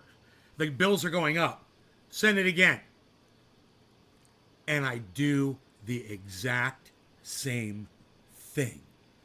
I think it's paid off. It's like, you know, days later, and I'm looking in my account. I'm like, yeah, I still got money left. Good, you know, I can do this, I can do that, blah, blah, blah, blah, blah. All of a sudden, I'm bouncing checks. And the money isn't there. And my credit card company had tried to pull the money out a second time. Over 13,000. I get another bounce check fee. $35 every time this happens. And I'm losing my mind. So, this is over a period of like 2 months now, probably. I call the bank. And I'm like, you know, I'm having a real problem here. All I'm trying to do is pay off. I'm going to long story short this for you, okay? So we talked and we talked and we talked. At the very end of the conversation, just when we're about to hang up, she says to me, you know, payments under $5,000 don't get that Federal Reserve lag. They don't go through the Federal Reserve. Everything that you send from us over $5,000 goes through the Federal Reserve, and there's like a 4-day, 5-day holding period. And I go, that's psychotic. She goes, I know, right? I go, God, if you had told me that before, why didn't the bank tell me this? I could just be, and I say to her, do you mean I could just be paying off my credit card in $4,999.99 increments? And those payments will get there in 2 days? And she goes, yeah. And I'm like, why don't you guys post that on your website so your customers know that? Do you know how inconvenient this was? It's cost me money. She said, we're going to go ahead and give you back those fees. I totally understand. So they refunded me the $80, whatever the fuck, in the return check fees. I got another one the other day too. Because I'm learning. I'm new at this, right? But I'm getting it. So I've gone ahead and I'm sending payments out to my credit card company now for $4,999.98, $4,999.99, right? And then, $1,000 to pay off what I had already paid some of that down. But, it was still at $11K, my credit card. So I'm in the process right now of waiting for those payments. It takes so long to leave the bank, right? So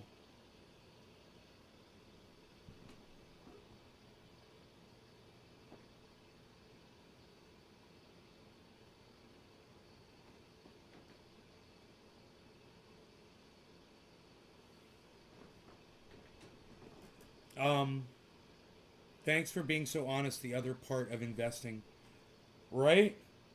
Let me see. Dude, when you find out how quick crypto is and how slow the banks are because of the Federal Reserve, when you're doing increments over $5,000, it's a shock. You're like, holy moly, I never really thought about it before, but you guys are really slowing it down. Why do you have to hold on to such large increments of money and slow it down? Shouldn't it cost me less the more money I transfer? It should. Because they've got your money, they can hold on to that money, and they invest it while they're holding on to it. The money still has not left my bank yet.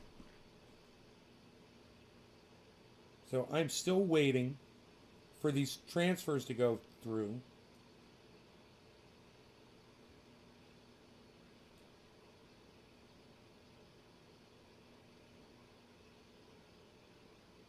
Scheduled. Man, according to this. Oh, no, there it is. Pending. Still pending. And I sent the payments, 2 days ago, yesterday, whatever. So I'm still waiting for these to go pay off my credit card. Hey, nobody asked you. Nobody said nothing to you, palsy. Nobody's even doing it like that. Not gonna do it.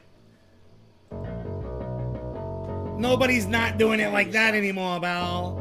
Nobody's even not gonna do it anymore. What are you even doing? Prepare yourself. Nobody's not doing it like that anymore, pal. Unreal. Prepare yourself.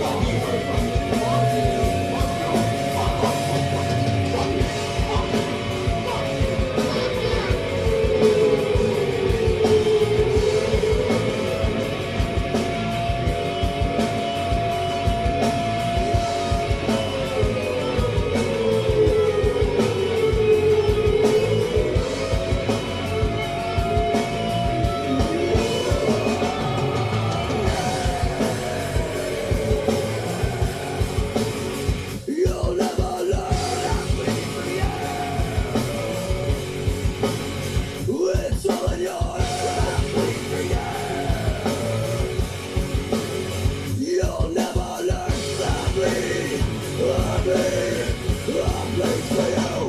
is going on with this chart? That is not helpful.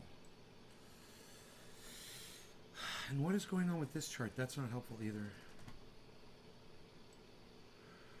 I don't understand this. Why it's only showing that. So weird. 1 minute, 3 minute. That doesn't change anything. Hiking, ashy. There we go. That helped. That was it. 1 minute. Okay. So I just don't understand. Candle chart. Why it shows the scale differently. Scale type linear. Oh, linear. Linear. Logarithmic. Let's try that. Okay, that might be it. Let's try logarithmic scaling instead of linear. I think that might be an issue I'm having here. Like this one right here. Let me see what's up with this one. Cardano's looking weird. Let me see if that's on linear or... It's on linear. We'll put on logarithmic. Oh, there's two kinds of linears. Oh, no. Logarithmic. Okay. Let's see if that fixes it. It's just, it shows all those zeros. I don't want all those zeros, man. That's what's killing me. That's... I'd like to get rid of that. So what are we looking at? We're looking at a downward trend, a long downward trend on everything right now. Let's stretch out a little bit, and you can really see it.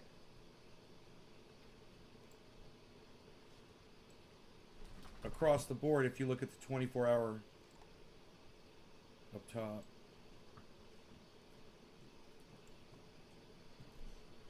If you look at those 24-hour marks. Rogie, you want me to clean that ear before you go outside, buddy? So, these trends that I'm looking at here, let me get my face off of here. There you go. They all show this downward movement from here to here, from here, basically here. Not Cardano, though. Cardano is showing this massive upward movement. I bet you Gary's fucking hating himself right now. Oh my god. Gary was like, yeah, I got rid of all of my Cardano and got Polygon. And I was thinking, you know, I love Polygon. It's just not a good time to get it because it's so high.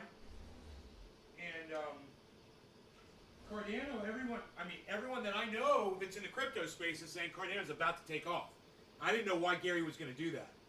But he literally said it in the live stream. And I didn't want to say anything. I didn't want to criticize. But wow, man, I bet he fucking hates himself today. $1.39 fucking Cardano, bro. Look at that shit. You know, I bet you Cardano's pumping my fucking, my portfolio right now.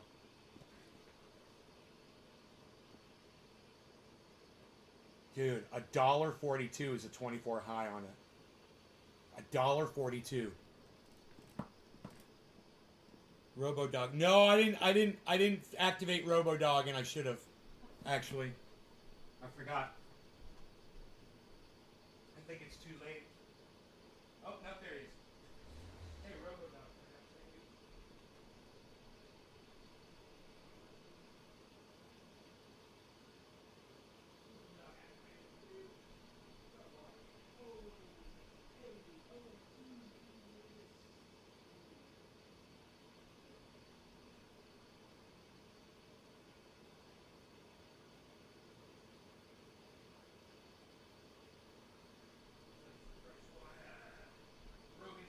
Fresh water. I want the fresh water. I keep a milk jug of water outside, and yeah, I think Gary might have made a mistake on the Cardano. I didn't want to say anything, bro. Bro, you know, I know a lot about Cardano, and I didn't want to act. I didn't want to be a douchebag. So I didn't realize you were here, Oracle. Still. Yeah, I didn't want to be a douchebag about it, but I was like, oh, Gary, what are you doing, bro? What are you doing, man? Fucking Cardano is the goddamn counter to the entire market right now. You guys look. Cardano is the only thing that's on the way up right now, and the whole market is dumping while Cardano is fucking soaring on a goddamn, and it's leveled off at fucking almost at 8%. It's leveled off at 8%. Dude. Oh my god. Ah, Gary, 8%, bro. Why, Gary? Why? I know Cardano's got issues, bro, but you can't just look at the failures of something and judge it on that alone. What would happen if I judged Saitama that way? You know, it's the same thing. You can't just go, oh, they fucked up on that, they fucked up on that, I'm not going to have anything to do with them. Because, you know, they're not giving up. And if you listen to some of the people like, here, man, here, check this out. Let's check one thing out, okay? Watch this. You're going to love this. We'll go to Benson Crypto.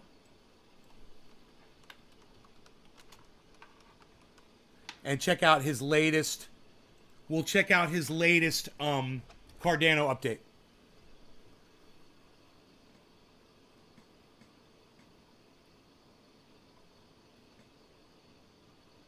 Okay, hold on. Where, dude? Oh, I'm not on his channel. I'm such an idiot. Hold on. Okay.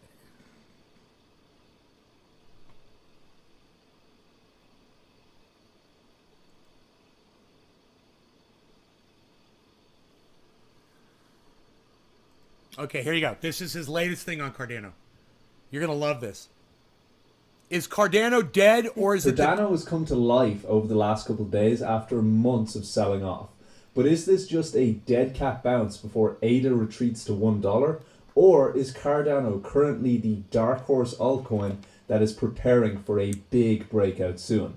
That is what we'll be discussing in today's video. Before we start, make sure you subscribe. And let me tell you something. The last guy that I watched that was talking about this said his prediction is Cardano's about to break out upwards. And I was just watching this a week ago when the guy said it. And he showed the downward trend, and he said Cardano is poised right now to explode. That's what he said. And that was not Sean Benson. So let's hear what Sean says, because this guy's great. He's the fucking expert on Cardano, bro. And turn on all notifications so you don't miss any. He's an expert videos. on Cardano. As you can see from the chart, I have drawn 4 cups around the 2 most recent peaks for Cardano's price and also the 2 most recent dips. And what's super interesting about this is if we measure the percentage loss from peak to trough in each case, you can see in that case it's 57%, and if we measured this one, it's 53%. They're very similar, and I don't believe that this is a coincidence, as I'll explain the underlying fundamental reasons for why this occurred later in the video. What's about to happen, Gary? Each cycle, you can Gary, you can still buy the dip, Gary. Gary, it's not too late. And the second peak, which occurred around the beginning of September, which is about 3.5 months in between them. If we measure the distance between the first trough, which is around the middle of July, and the second trough, which is now... There's one thing I've learned about crypto. There's got to be a sacrificial lamb, and it's usually me. It's usually this guy. So I understand, you know, when you dump all your shit, and then all of a sudden it goes up. Or, you know, you buy a whole bunch of something, and it just crashes like Engine and, Uniswap did to me, you know? Aflac's only dropped once in 5 years and climbs 10% a year. That's what I call a hodler stock. Hell yeah, buddy. I'm going to drill him on this one. Around the end of November, you can see that is around 4.5 months. I don't understand is why wasn't Gary doing his goddamn due diligence on something before he dumped? And how much money did he dump? Do you know, bro? What was the amount of Cardano that Gary was holding? Was it just a little bit, or was it a whole bunch? You know, because he's talking about making massive gains on Polygon already. And I'm like, really? Polygon hasn't really been doing anything. I didn't know what Gary was talking about. Oh, no, that's right. He said he got Polygon when it was like $1 something. He got like $1 something really low. But I was like, I didn't realize it was that low recently. I guess it was. Polygon? How low did that go recently? Oh, $4,000 in there. So all both right. cycles That's a have good taken amount. place in about 3 to 4 That's months. a really to play good out. amount, What's actually. even more interesting though, It ain't is if you $1,000 measure bucks. the percentage You know? increase from the bottom to the top, you will see that the first run from bottom to top was about 165%, and the second run from bottom to top was about 205%. Now, why is all of this important? Well, it can allow us to estimate where ADA might be if these cycles repeat, which, if this is the bottom playing out right now, seems reasonable that they could, based on what we'll talk about a little bit later in the video. So if we assume the next cycle will also take 3 to 4 months to play out, and that will lead to an increase of, let's say, 180%, about the average between each of the previous 2 percentage increases, then that would lead us to a figure of around... let me just scroll a little bit. And let me just tell you this right now. If you guys are not familiar with him, before you think that this guy is only technical analysis, he is not. He's great at technical analysis, don't get me wrong, but he's way more a research guy, and you're going to love him when you realize that this is just the icing on the cake right here. He knows everything about Cardano. That would lead us to a figure of around $4.10, which we would expect to hit around sometime between December, the end of December, and the end of January. Now, do I think that Cardano will reach $4 in January? Yes. But I also think it will go much higher. No two cycles are the same. They have different variables. Gary. Cardano's $1.39, and the goddamn Cardano expert says it's gonna hit $4. Oh my God, Gary. Dude, Polygon already had its jump, you know? Well, fucking not Cardano. And Cardano is hungry and poised and ready, and look at where it's sitting right now. Unless this fucker opposes the market when the market shoots upwards, bro, Cardano is about to explode. I don't know if you guys are looking at this right now, but I'm just going to go ahead and show it to you one more time. That's Cardano, guys. That's freaking Cardano, the 24-hour. All that green, and it says 8.3%. That is... Really, Gary? Really, Gary? Really, Gary? God, Gary, really, Gary? Wow, Gary. Gary, really, Gary? Come on, Gary. Gary, really, Gary? Wow. Wow, Gary. That's my thing, man. That's my thing, the Gary thing. But not sure? You're not sure? Mine crashes every time I purchase. I know, right? I always buy at the wrong time. I always misjudge the buy-in. Hell yeah, we're fucking Bitcoin nerds, bro. We're fucking crypto nerds, son. How about you? Hodl gang. Hodl gang, hodl gang, hodl gang, hodl gang. And one of the most hodl gang, hodl gang, hodl gang, hodl gang. When the market cycle ends, because that will lead to a parabolic increase in price. I got my bong, I got my crypto I think, stuff. as I've said for many, many months now, like 6 months or whatever, I no think that law the most regarding likely crypto situation is that the stuff. bull run will Cheers. end in Q1 or maybe the beginning of Q2 for reasons I've talked about before and I've talked about more in depth in my Patreon, which, if it lines up with Cardano's next pump, will supercharge it. And this extra bullish theory for ADA is 100% supported by the fundamentals, as I'll explain later in the video. But first, let's talk about why Cardano dipped after the release of smart contracts, because understanding this is key to making more and, more importantly, keeping the gains that you make in crypto. And I'll let my twin brother explain why the Cardano dip occurred in September. He'll explain it back in August before the dip even happened. So I would expect that Cardano will also have a slight pullback by maybe 20 to 30% after smart contracts hype has kind of fizzled out a little bit. And then of course I think it will set a new high towards the end of the bull run. And I remember him saying that, and I remember thinking, well, I could sell off some right now while it's going to go up high. I go, no, I'm going to hang in there. I'm just going to hang in there with Cardano because I love it. So, watch. As predicted, Cardano dipped because the speculative demand dried up in a classic buy the rumor, sell the news. I wouldn't trust this kid to cut my hair, but I definitely would trust his opinion on Cardano, Billy. Situation. And understanding the two different types of demand in crypto, the speculative demand and the value demand, is also key for understanding how low the dip can go. Because the greater the value demand for any coin, that limits how far the dip will go. All other layer 1s except Cardano have billions of total value locked, meaning that their value demand is a lot higher than Cardano at the moment because other networks can do a lot more and can offer a lot more projects. This means that when the winds change and the speculative demand dries up for, let's say, Solana, it doesn't drop by 50% like Cardano. It goes from around 250 down to 200, which is about a 20% drop, because it currently has a lot more value demand for the projects on its network. But this is about to change forever after Cardano's next big update. And if you want a more in-depth explanation about the different types of value and how they impact different coins, I will provide one in the Syndicate Discord later today, because it's a super important concept in crypto investing. Now that we've established that ADA's price generally moves in response to a big surge in demand of value and demand of speculation around updates such as Alonzo, the Mary Hard fork, and other things like the Coinbase listing in the past, the biggest question is what will be the next update, and will it boost ADA past its all-time high to $5 or even $10? The answer is that the next big update will be that the full DeFi backend will be launched on Cardano's mainnet, because this will allow all types of projects that have launched on other layer 1s to launch on Cardano as well. As you can see here, it says, while the first simple smart contracts were enabled on the mainnet in early September, that's Alonzo, this was always the first stage in the road to dApp deployment on the mainnet. So right now there are simple smart contracts that support most NFT functionality. They have already launched.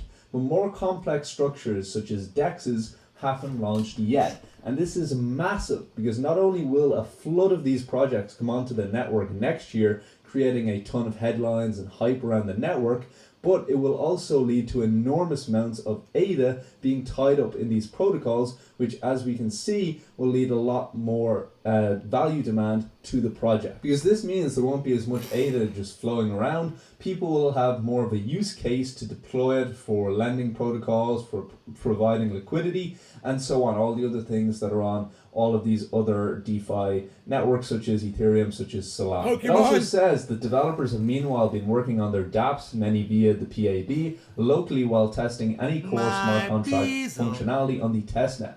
These elements need to come together before a dApp hits the mainnet, and this takes time. Once the PAB is integrated with the node and other core components such as the wallet backend connector, developers will be able to move their dApps into a state of readiness and bring them to the Cardano testnet prior to the mainnet launch. So what's interesting about this, if you read between the lines, is it's basically saying, and based on other information we have from Cardano, that there's tons of projects getting ready to launch. So essentially think of how Ethereum launched DeFi, like ETH put out a road and it was the first one out there, and then one car joined and then another car joined, and now they have a very busy, very expensive road filled with cars. But the point is that the growth of the projects on Ethereum's network was more like a snowball, gradually getting bigger and bigger, and it started off and it just kind of went from very, very small, and then over time now it's just this massive giant. For Cardano, it's going to be more like cars lining up before a Grand Prix. Everyone's ready. Everyone knows that the race is starting soon, and the lights will be going out very soon, and then they'll be taking off. Everyone is getting ready, and essentially they're just waiting on Cardano to complete these last few steps, and then they can all launch at the same time. Meaning overnight, what I think we'll see over the coming weeks after that point happens is that billions of ADA that has been locked or hasn't been locked up will be locked up in protocols such as MELD, and it'll be used as liquidity on SundaeSwap and so on. And projects such as SundaeSwap are launching on the testnet, and once the mainnet is ready, they will launch there too. So the question is, when is this next big catalyst actually going to take place? Well, as you can see from the IOHK website, it says down here, we're continuing to work on the final integrations, and based on current trajectory, we plan to deliver the integration in November, assuming we don't encounter any critical issues. So it appears that the initial launch for all of this was scheduled for November, but this was probably done before even smart contracts came out with Alonzo. But from what has been said publicly since then, and what I'm hearing as well from Cardano, is that January or February is a more likely target. And remember, Cardano is not one of these projects that hype stuff up for months and months and months. What it generally does is it drops the news like a bomb that's happening tomorrow or next week. When it was dropping the news about the Coinbase listing, that happened the day before and caused a 50 or 100% spike in the price overnight. It drops the news of the first African deal, I think about a week before, if I remember correctly. So what I expect is over the next couple months, there will be a major announcement from Cardano that full DeFi support is coming out with an actual date when it is, and that will lead to another big bull run in ADA's price that will cap off the bull run. And this is basically what I've been talking about on Twitter from time to time, which you should follow me if you don't want to miss more frequent updates in the markets. I said Cardano is going to pump like crazy in Q1. ADA's all-time high for this run is still in its future. Ignore the FUD, which there is a ton of FUD around Cardano as there was in the past. There's even more. Gary, what did you do, Gary? What did you do? Gary, I thought you were HODL gang. HODL. HODL gang, HODL gang, HODL gang, HODL gang, HODL. HODL gang. HODL gang. I probably bought half my Polygon with fucking Cardano, you know? Who knows? Right now, because a lot of people are kind of confused as to what's actually happening. Is Cardano actually dead? A lot of people who own the project, who have been holding the project for months, they're kind of confused. They don't know that DeFi is just around the corner, and whether it takes 2 months or whether it takes 3 or 4 months, once it comes, it's going to be a massive catalyst for Cardano. Before, people were able to say, well, Alonso's coming, smart contracts are coming. But because of that confusion that it wasn't the full smart contracts, it was just simple ones, people in the Cardano community haven't really been able to defend themselves too well up until this point. But hopefully this video will allow you to have the information that you need. However, what's even more exciting about these updates for Cardano is the fact that I think that they could lead to a gigapump in ADA's price. That's because the exact same 2 factors that affect demand for ADA will be on steroids once the DeFi backend is ready, which I talked about a little bit yesterday on the Discord, and also other stuff about the market in general. So you should join that for free if you want to see my market updates and enter the Discord only giveaways and talk to like-minded investors about altcoins and, you know, whether you should enter and whether you should exit. Of course, not financial advice or anything like that. But allow me to explain why I think that this could be the biggest pump for Cardano. So as When to mentioned exit, earlier, when to there are enter, but generally not 2 financial types advice. of demand. That leads to the price of Cardano rising sharply around these big events. So the first one, and the most important one long term, is the fundamental value provided by the update, the value demand. For Shelley, for example, it introduced staking, so people could earn passive income from staking their ADA. This provided substantially more value through this update than what was there before. There was no way to generate passive income, so it overall made the network more valuable and drew more people in who wanted to earn passive income, or perhaps, you know, they were able to earn passive income from a different altcoin, and even though they preferred to hold Cardano, they'd rather the passive income. So then when Shelley introduced the ability to stake your ADA and earn passive income, then that drew them back into Cardano. But the thing is that the DeFi backend, when that's fully launched and fully up and running, that will be 100 times more valuable, because it will lead to billions of dollars. As you can see, 178 billion for Ethereum, 19 billion for Binance, 15 billion for Solana. I think that Cardano will probably be around within, I'd say probably by Q2, it'll probably be somewhere between 15 and 25 billion. So that's tens of billions of dollars of ADA that will be locked up. And as you can see, pretty much every other layer 1 currently has a massive advantage for now, because it currently has billions of dollars locked up in various protocols such as Aave, which incentivizes the holding of capital by paying interest of the principal that is deposited into the protocol. The best way to think about this is, let's say I gave you a token, and I told you that you could go to a candy shop and you could get 1 sweet for that. And then I asked you to ascribe a value to that token. You might say that it's worth 10 cents or whatever. If I then said that that same token now entitles you to 100 sweets, would that make the token more valuable? Of course it would. With people who are arguing that Cardano is dead, or that it isn't entering the most bullish phase of its narrative for the next few months, don't really know what they're talking about. Because right now the ADA token is being used for a couple simple use cases such as NFTs and staking, but all the other goodies that are currently on all the other protocols will be coming to Cardano, as I explained in the last section of this video. It won't be a couple drops, it will be a flood of projects onto the network at the same time, because they're all gearing up and getting ready on the testnet and have been for months, and some of those projects have been almost there for a couple of years. And that will cause the total value locked to shoot up from 0 to tens of billions within weeks of launching, I'd say. And do you think that this will make Cardano more or less valuable? The answer is pretty obvious. And why this is the most important one is because it is going to be the most valuable demand pump for Cardano. Unlike previous pumps, the next one will not drop as harshly because the total value locked will continue to rise as more projects join the network. As the Motley Fool points out, it says in the past year, transaction volume went from nothing to over $3.4 billion per month. They're referring to OpenSea. Next, there's the DEX Uniswap, which I'm sure you're familiar with, which also built on the Ethereum blockchain. The volume of crypto trading on the platform has surpassed 900 million per day, even though Uniswap only went live late last year. Finally, Ethereum-inspired crypto borrowing and lending platforms like Aave have seen over 18 billion in total deposits during the same period. Now, we do have to factor in the fact that it was a non-bull run heading into a bull run, but so I'm thinking Uniswap's going to explode, right? That's why I got some. I just got it so high, man, and now it's half of what I paid, you know? Same with Engine. At the same time, it does go to show that DeFi is very, very early, and there will be a ton of capital flowing into Cardano, because people like to speculate both on the projects on the network, but also the early movers who do get into the Cardano projects at the earliest possible time will be getting the equivalent of a $100 Bitcoin of a $5 ETH. And that's why enormous amounts of capital can and will pour into Cardano in a short period of time, causing a price spike in Q1. That's what I believe anyway. And as I also point out, it says right now the Cardano network is much faster, consumes less energy and charges less fees than Ethereum. The last point is especially important as it can cost hundreds of dollars on the Ethereum blockchain, blah, blah, blah, blah, blah. And this is important to a degree, but it's more so important as to how the narrative will form. But many of the pumps for the DeFi-related platforms and the scaling solutions like Polygon, a lot of them are related to the ETH killer narrative, which Cardano also benefited from earlier this year when it was releasing its smart contracts.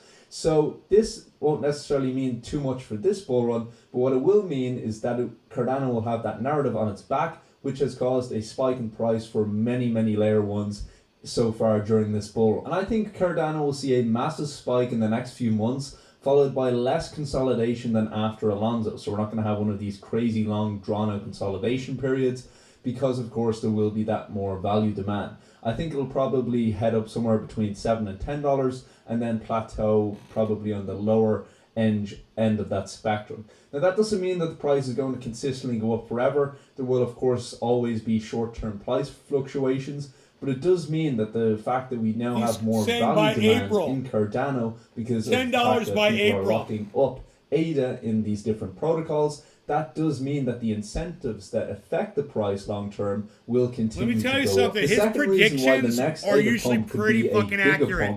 Is because the hype around the catalyst is real good right now compared to the hype around Alonzo, which was the complete opposite.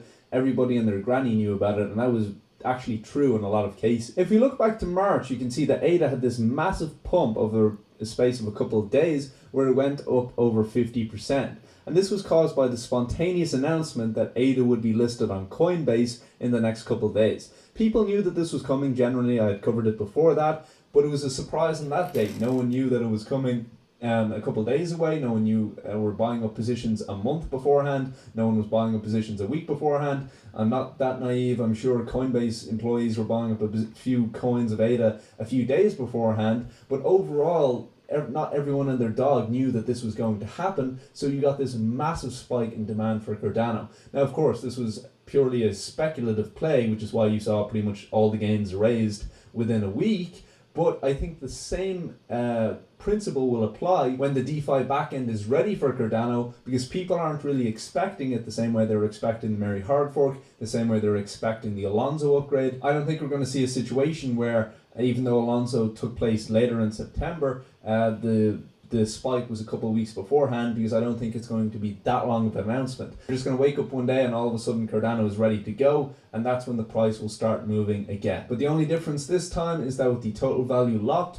that will keep Cardano's price from dropping like a rock after the hype has passed by. Now, of course, there will be a correction, and there will be even more of a correction in a bear market, but between the time that it launches and the end of the bear market, we shouldn't be seeing more corrections like this. I don't think so anyway. So make sure to join the Syndicate Discord if you want to discuss Cardano or any other coins with like-minded investors. If you want to hear price targets, profit-taking zones, and you want to see my market updates as well. And I'll also be in there from time to time answering questions. Also make sure to follow me on Twitter, where I share my thoughts more on the market a little bit more frequently. And also I do some giveaways there from time to time as well. Other than that, enjoy the rest of your day.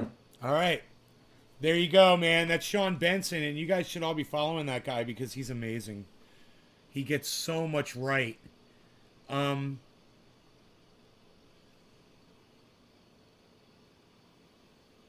What financial qualifications does he have to speak? What gives him credibility? Who fucking cares? You know, when somebody's getting something right, that gives them credibility, Gussie. He doesn't have to have any... You know, I think he lives in Ireland or Scotland. You know, what the fuck does I think he's Irish. What the fuck does he need a license for to be able to read goddamn charts, you know, and understand how they work? Or go do the research on companies and know what's coming down the pike for them. Right, Gussie? As long as he's making me money, I don't give a fuck about licensing or credibility. You know, what gives you credibility, Gussie? Think about that. And I'll see you guys on the next live stream, all right? I love you guys so much. Take care. Hope you all had fun. And I don't know when the next live stream will be, but whenever it is, just, you know, unlike Gussie, make sure you sign up for notifications across all social media, guys. You get notified when I go live so you don't miss any of these shows. All right, cool. Take care. Bye now.